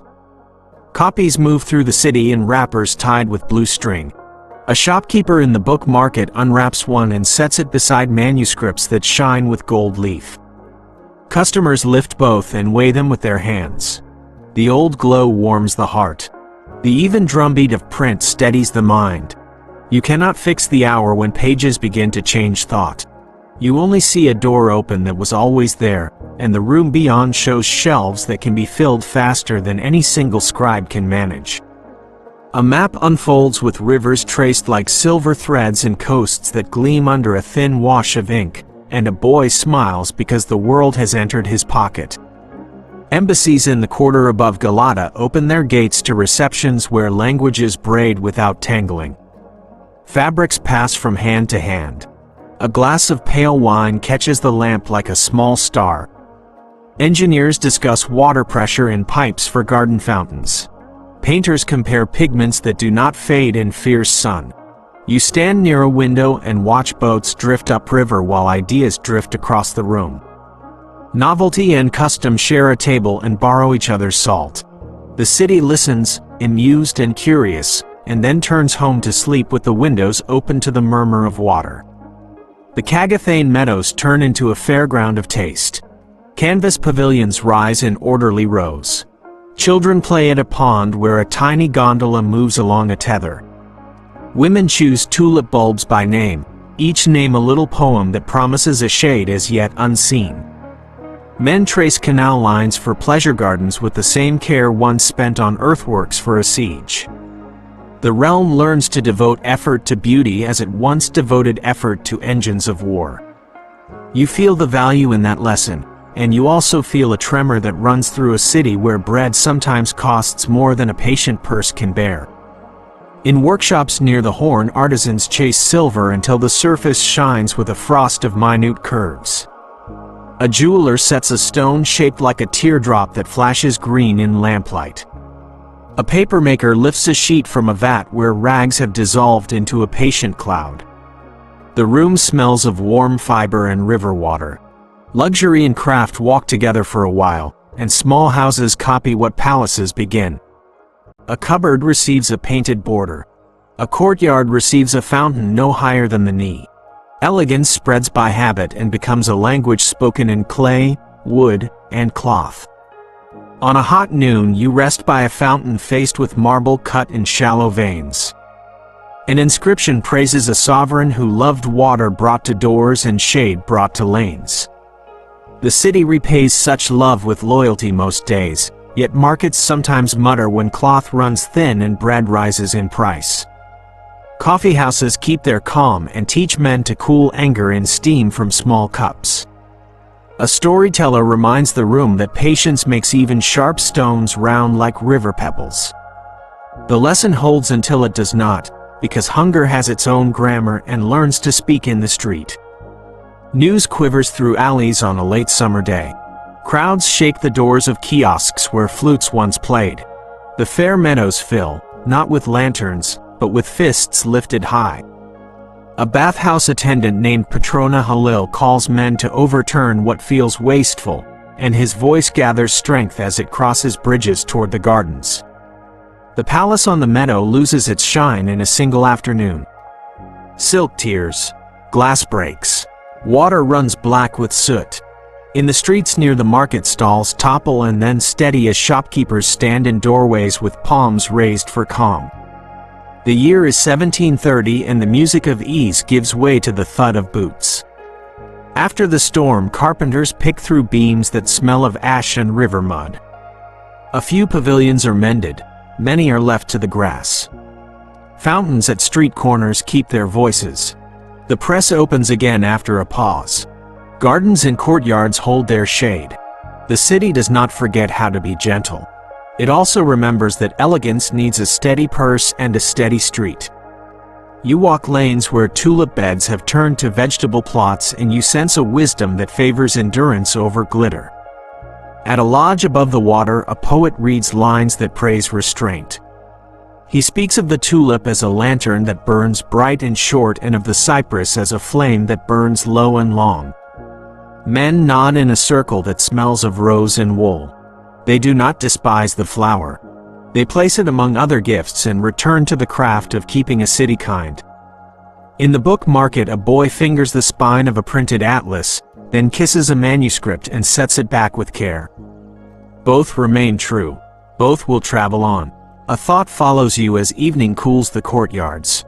It is hard to tell whether this bloom changed souls or only surfaces. The fountains stay. The poems stay. The habit of walking at dusk stays. The press keeps breathing, page after page. Firesides remember a season when gentleness felt like policy and not only courtesy. The question does not need to end. It keeps watch with the lamps and asks that taste never float free of duty, and that comfort never forget the poor who draw water first at dawn. Night spreads along the Golden Horn. Lamps make a long chain on both shores. A ferry slides as quiet as a hand over silk. You sit where tulips once lifted their cups and listen to water strike stone. The city has learned to hold beauty without gripping it closed. You breathe with that lesson. You sleep with that lesson. The realm carries it forward in the rhythm of fountains and the even beat of type, in the patience of gardens and the cool mercy of shade. You ride across a plain the color of straw and ash, where fields show last year's scars and the wind smells of dust and wood smoke. In a market town, the well rope is frayed from too many rough hands. A crier reads prices that change with the weather, and merchants keep chalk near to rewrite the board. Hooves crunch seed husks in lanes where shutters are half closed at noon. The countryside breathes in short, careful breaths. You feel the ache that follows years of thin harvests and hurried coin, the kind of ache that drives men to wander with muskets under their cloaks. In the high valleys, fires once showed on 3 horizons at dusk. Bands moved like shadows between orchards and gullies. Villages emptied after a single knock at a gate. The smoke of a burned threshing floor carries a bitter edge that settles on the tongue. A clerk in a far district counts missing families in a ledger that smells of damp and ink. He writes the names with patience and closes the book because bread still needs to rise, even when roofs are new and fences lean. The Salali years leave a taste that does not wash away quickly. Roads hold it. Wells hold it. The silence at doorways holds it most of all. You pass caravans that move under a guard who watches the hills more than the path. Tax farms spread like nets along the routes. Bids are taken in tiled rooms where the air smells of lemon peel and old paper. Coins change hands.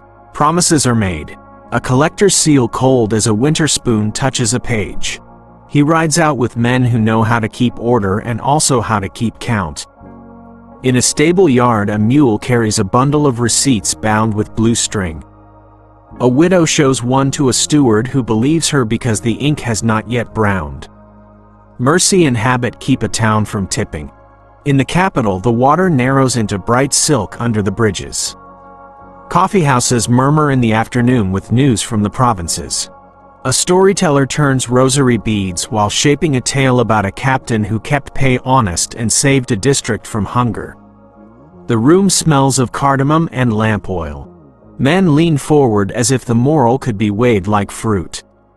Outside, cypresses tilt their tips toward the water and a small bell on a bread seller's tray rings with each step. The city lives by such small sounds when greater drums fall silent. Years of strain call for a steady hand. You walk a corridor where guards stand with spears lifted, and the tiles underfoot shine from years of sandals. In a chamber hung with maps, a man of firm jaw and narrow eyes receives a seal that has grown heavier than any sword. He asks only for room to act and for the promise that his orders will be obeyed without delay. The promise is given. The cord that ties the seal is knotted and the knot is pulled tight.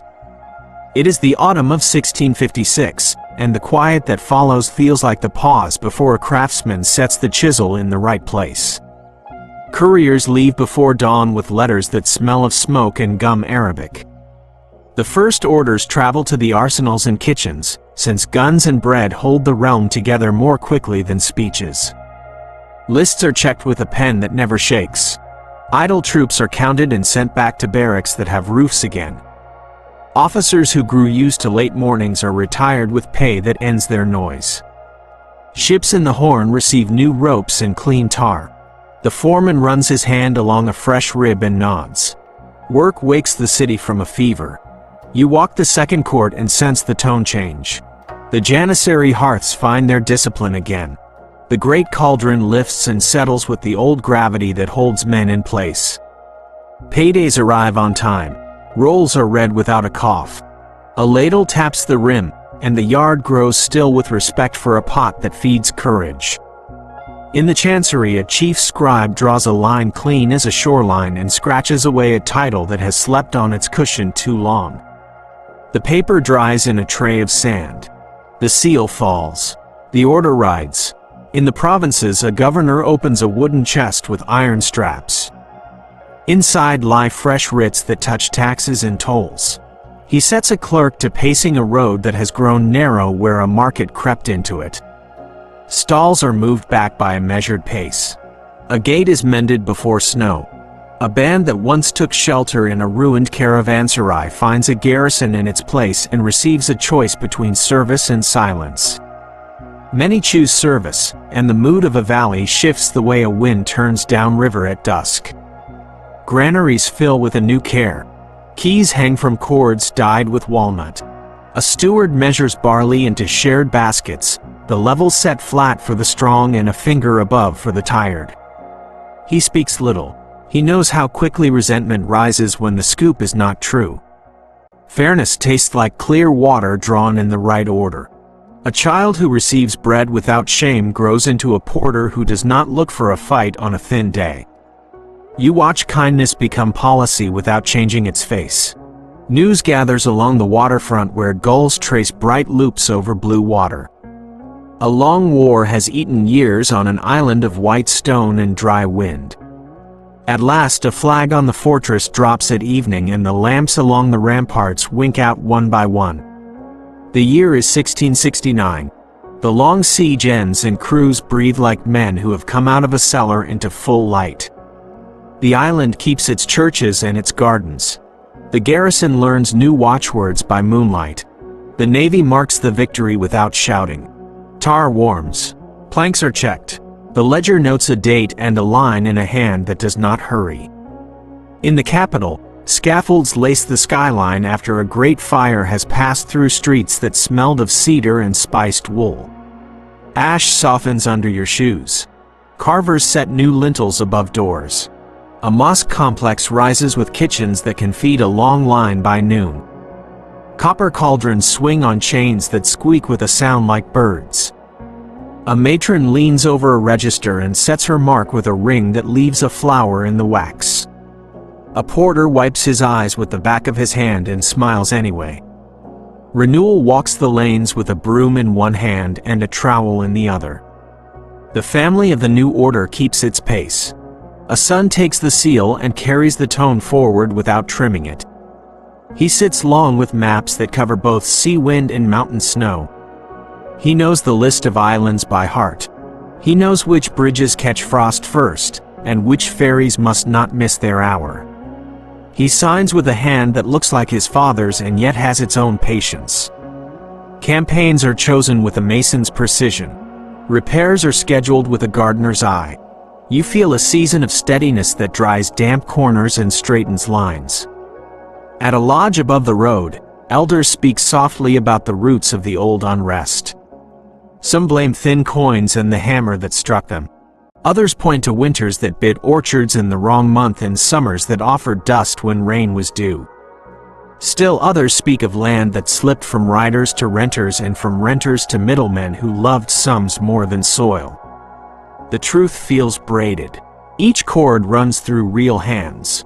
The braid holds because people needed to explain why smoke rose and why harvests failed, and because no single answer could carry all that weight alone. You end the day in a governor's hall that smells of wool, leather, and orange peel. On the wall a sword hangs next to a set of scales. A boy carries in a tray with cups that sweat from cool water. The governor reads a list and then folds it, satisfied that pay will arrive at the post by the river on the right day and that a bridge will be mended before the rains. He stands at the window as lamps kindle along the street. His shoulders lower.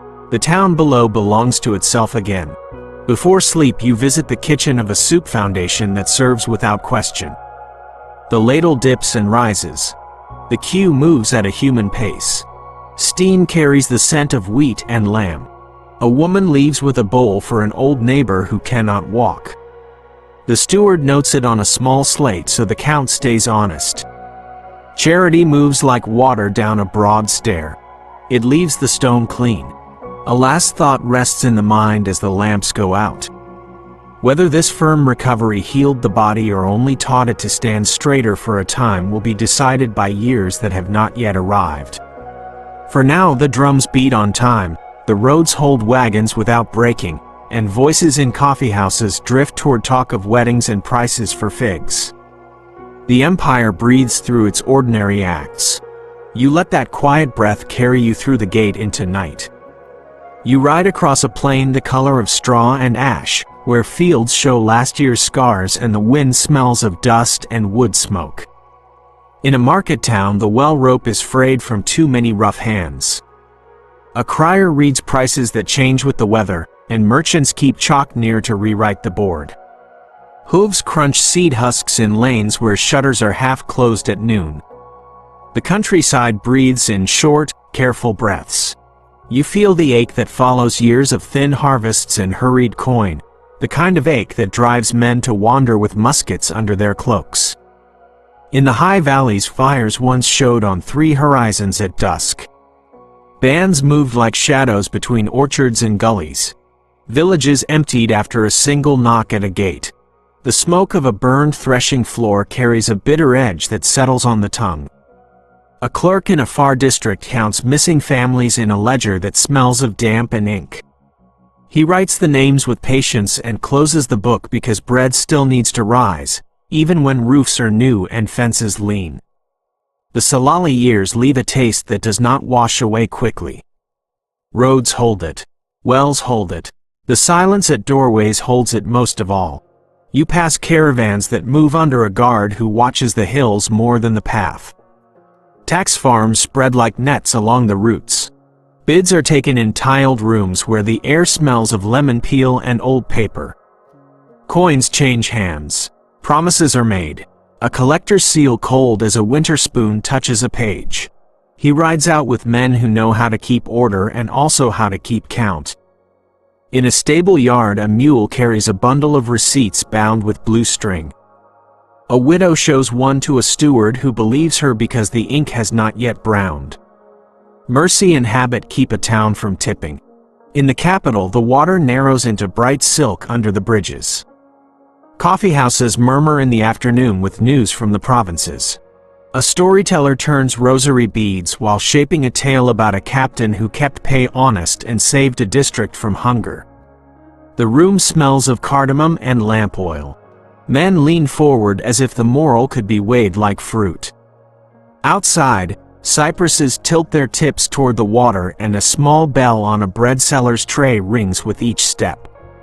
The city lives by such small sounds when greater drums fall silent. Years of strain call for a steady hand. You walk a corridor where guards stand with spears lifted, and the tiles underfoot shine from years of sandals. In a chamber hung with maps, a man of firm jaw and narrow eyes receives a seal that has grown heavier than any sword. He asks only for room to act and for the promise that his orders will be obeyed without delay. The promise is given. The cord that ties the seal is knotted and the knot is pulled tight. It is the autumn of 1656, and the quiet that follows feels like the pause before a craftsman sets the chisel in the right place. Couriers leave before dawn with letters that smell of smoke and gum Arabic. The first orders travel to the arsenals and kitchens, since guns and bread hold the realm together more quickly than speeches. Lists are checked with a pen that never shakes. Idle troops are counted and sent back to barracks that have roofs again. Officers who grew used to late mornings are retired with pay that ends their noise. Ships in the Horn receive new ropes and clean tar. The foreman runs his hand along a fresh rib and nods. Work wakes the city from a fever. You walk the second court and sense the tone change. The janissary hearths find their discipline again. The great cauldron lifts and settles with the old gravity that holds men in place. Paydays arrive on time. Rolls are read without a cough. A ladle taps the rim, and the yard grows still with respect for a pot that feeds courage. In the chancery, a chief scribe draws a line clean as a shoreline and scratches away a title that has slept on its cushion too long. The paper dries in a tray of sand. The seal falls. The order rides. In the provinces, a governor opens a wooden chest with iron straps. Inside lie fresh writs that touch taxes and tolls. He sets a clerk to pacing a road that has grown narrow where a market crept into it. Stalls are moved back by a measured pace. A gate is mended before snow. A band that once took shelter in a ruined caravanserai finds a garrison in its place and receives a choice between service and silence. Many choose service, and the mood of a valley shifts the way a wind turns downriver at dusk.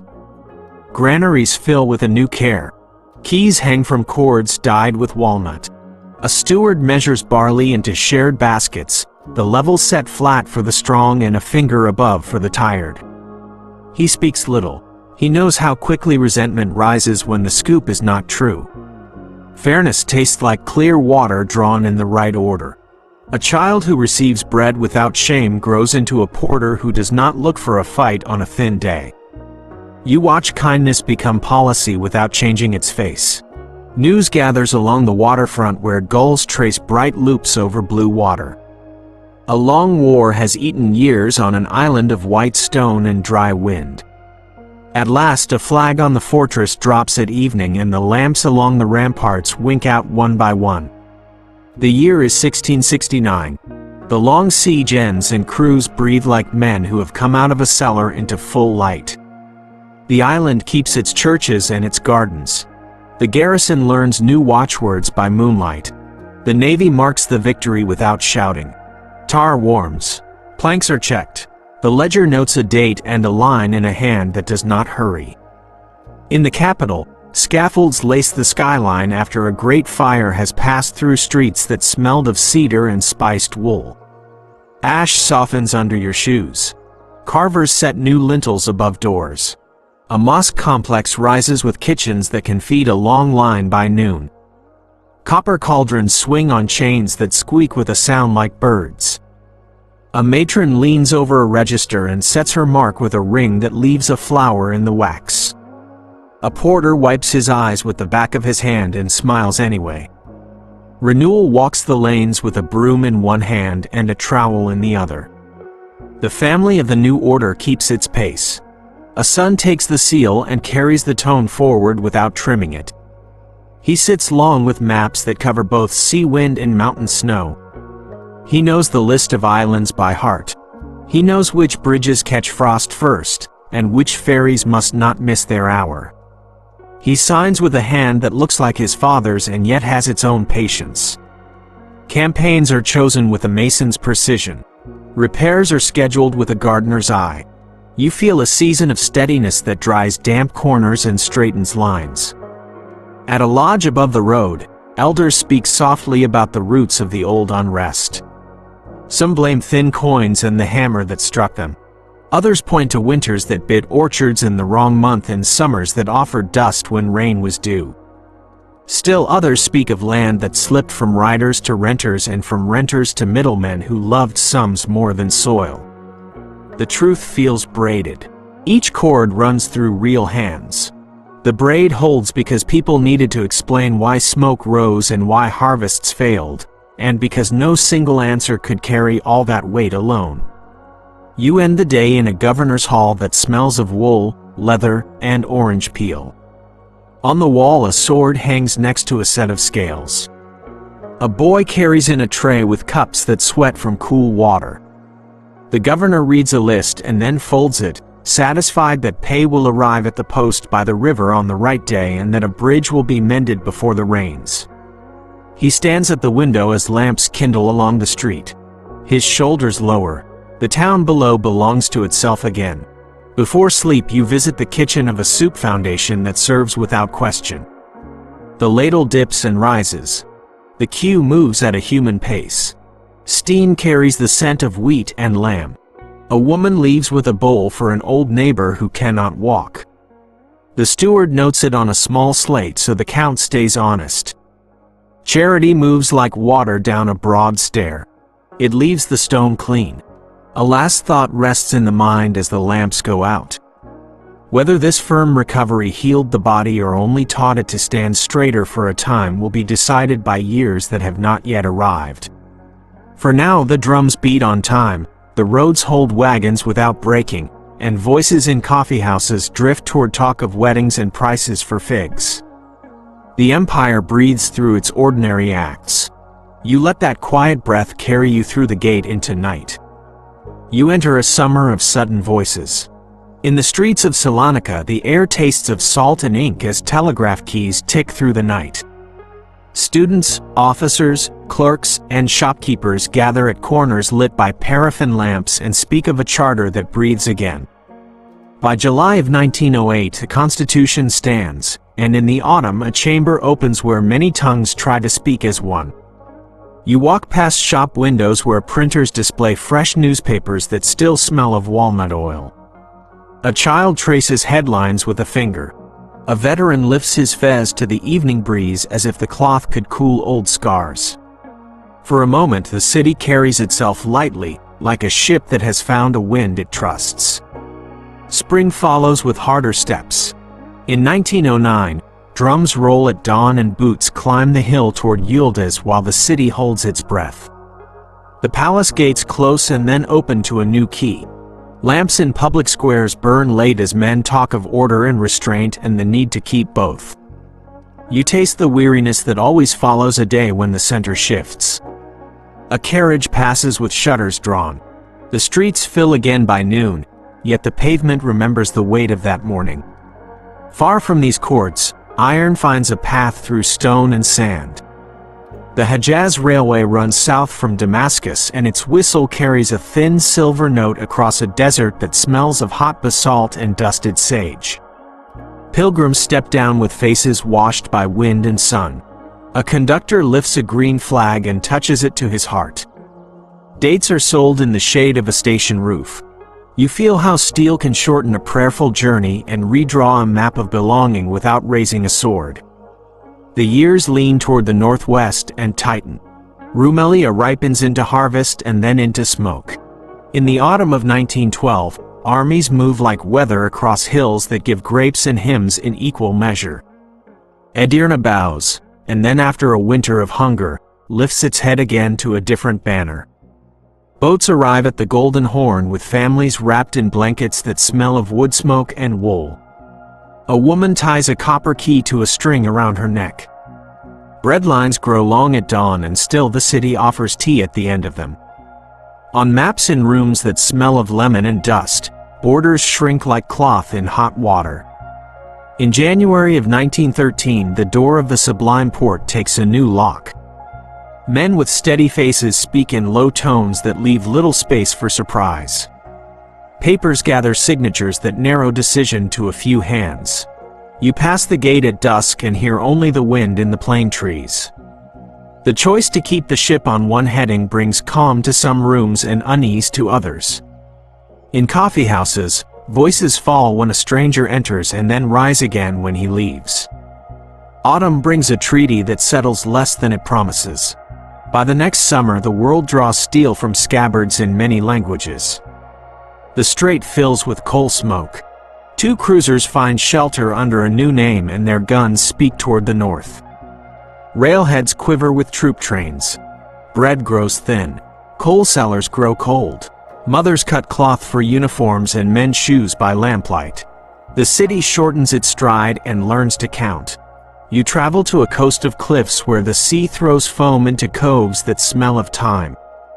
The year is 1915 and trenches knit the headlands into a harsh lace. You hear the thud of shells that make the air jump. A ballad moves along the lines at night, a slow melody carried on salt air and a breath that fogs the barrel of a rifle. In the morning, men climb ladders and drop to earth again. The day closes on names that will be spoken softly for as long as the sea keeps its blue. Graves bloom with small flags and wild flowers. A soldier writes a last line on a page that folds into his breast and goes still. Eastward, winter falls hard on a range where firs hold snow like white fire. The march lies quiet under a sky that offers no help. Boots freeze. Hands lose their strength. Horses wear ice on their whiskers. A ledger in the capital receives numbers that dull the hand. Along rivers and through dry valleys, other caravans move, not with rifles, but with bundles tied in cloth, guarded and driven, the road edged with stones that remember every footfall. Towns lose their familiar heartbeats. Villages learn the sound of carts that do not return. Churches hold silence.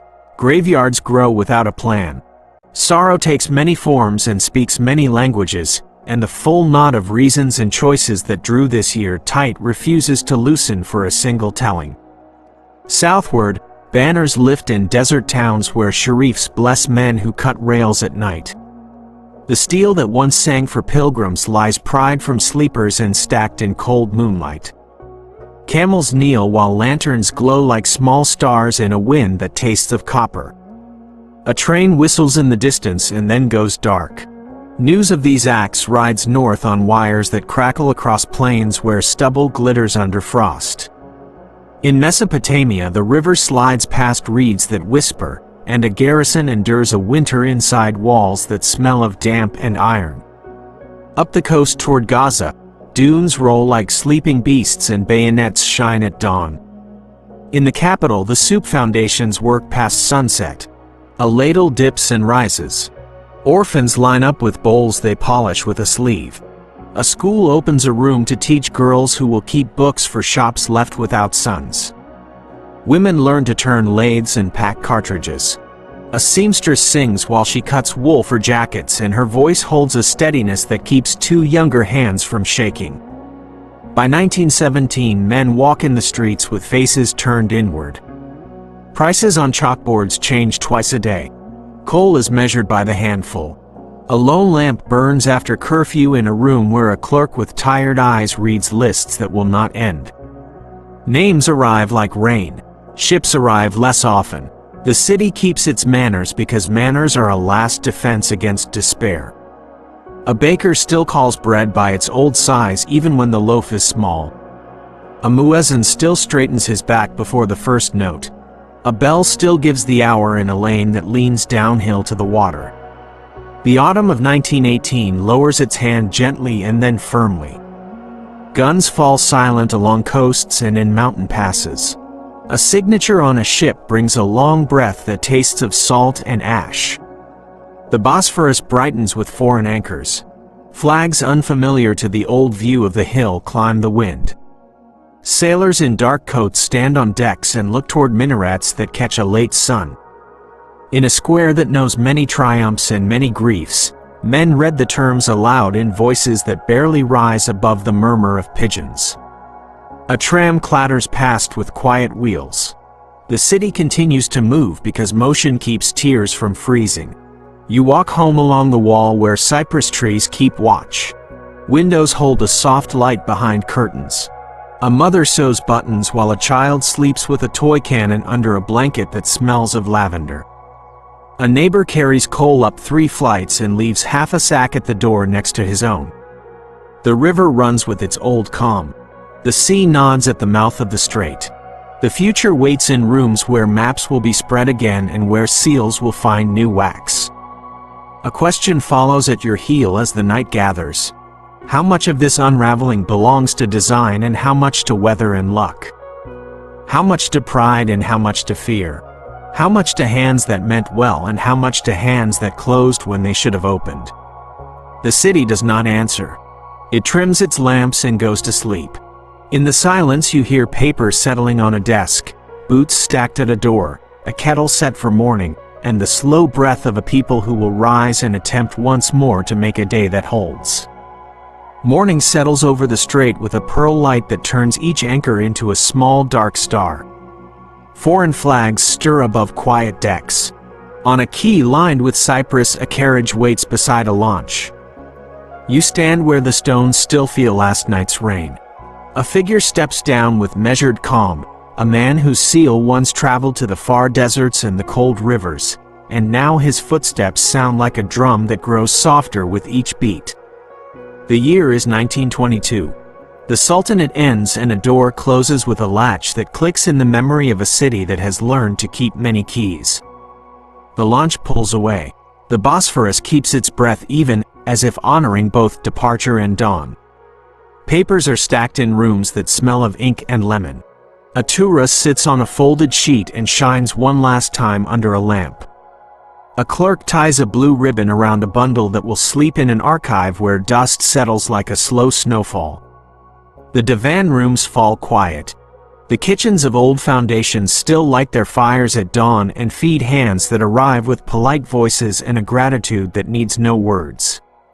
The empire lowers its head to sleep while the city continues to fill bowls and sweep courtyards. You feel the change pass through the palace like a tide that leaves a line of shells and then speaks to the stones in a smaller voice. On a high plain in the center of the land, the wind bends grass and carries the scent of sun on dust. Rails arrive at a new station. A hall receives a table and a flag.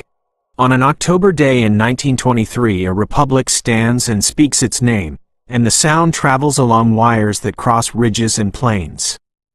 In Istanbul, tram bells count the hours and children run in alleys that smell of bread and coal. In Ankara, a council room glows with lamps and the leather spines of law books warm under hands that turn pages with care. The map finds a new center. The old capital keeps its water, its domes, its shade, and leans toward a future that sets its weight on other stones. The year turns and another seal lifts from the page. In 1924, the Caliphate closes its chapter and the city learns to place sacred time within new walls of rule. A decree reaches lodges where songs once rose at dusk indoors grow still in 1925. Men fold felt caps and hang them on pegs in rooms that remember many winters. The habit of mercy learned at those tables does not vanish. It moves into kitchens funded by towns, and into schools where girls carry slates that shine with new letters. The alphabet itself turns a page in 1928 and street signs begin to look like fresh white linen hung to dry in a clear wind. You hear a teacher read from a primer while a grandfather in a shop wraps an old reed pen and puts it gently away. In the same shop, the art of the line survives in panels of marbled paper and in trays of blue tiles that keep pools of sky on their glazed faces. Between coasts, families cross water with trunks tied in rope and keys hidden in seams. Some arrive with olives in their pockets and songs that rest on a minor note. Some leave with the smell of fig wood still on their clothes and the sound of a bell that will now ring for others. New houses learn old recipes. Old houses teach new hands the way to keep a courtyard sweet with mint. The city absorbs grief the way stone absorbs late rain. It darkens for a while and then dries in slow patches until patterns return. Courts change books and still keep a plain table and an ink bowl that smells of gum. A judge in a district near the sea reads from a fresh code and decides a case between fish sellers with the same patience that once weighed disputes between guilds. The voice of fairness does not forget itself when fonts change. A market inspector checks weights before noon and touches the lid of a jar as if blessing a child's forehead. In kitchens across the quarters, baklava rises with the same golden patience, and soup foundations still lift ladles in an order that honors hunger first. The city teaches itself to move in two rhythms at once. A brass band turns a corner and a meter march meets it in memory. A radio crackles on a shelf and brings news from a high plateau. A storyteller under a plane tree answers with a tale whose opening sentence has been polished by centuries. Calligraphers who once wrote commands now trace poems on burnished paper and sign their names like gentle promises. Sailmakers repair awnings for tram stops. Woodcarvers set lattice screens into new houses where the light falls in patterns that calm the breath.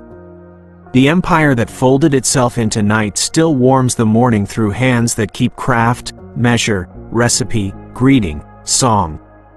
You climb to a hill that holds both water and sky. Minarets lift thin white fingers and domes breathe softly with the heat of the day. A schoolyard rings with the music of the new alphabet. A boy recites a line from a reader and then walks home to a grandfather who tells a story about a judge in Bursa who kept the well clean when the summer ran dry. In a church near the old walls, candles tremble and leave sweet smoke under stone that has learned patience. A fairy whistles and gulls answer in hoarse voices that always sound like evening. The city blends vows without hurry. It keeps its manners. People who speak about these years choose different words. Some call it a break as clean as a blade that has just left a whetstone. Others feel the same threads running on beneath new cloth, steady as warp under a change of weft. You carry both senses as you walk along the quay at night. Lamps paint thin roads across the water. Fishermen mend nets and talk softly.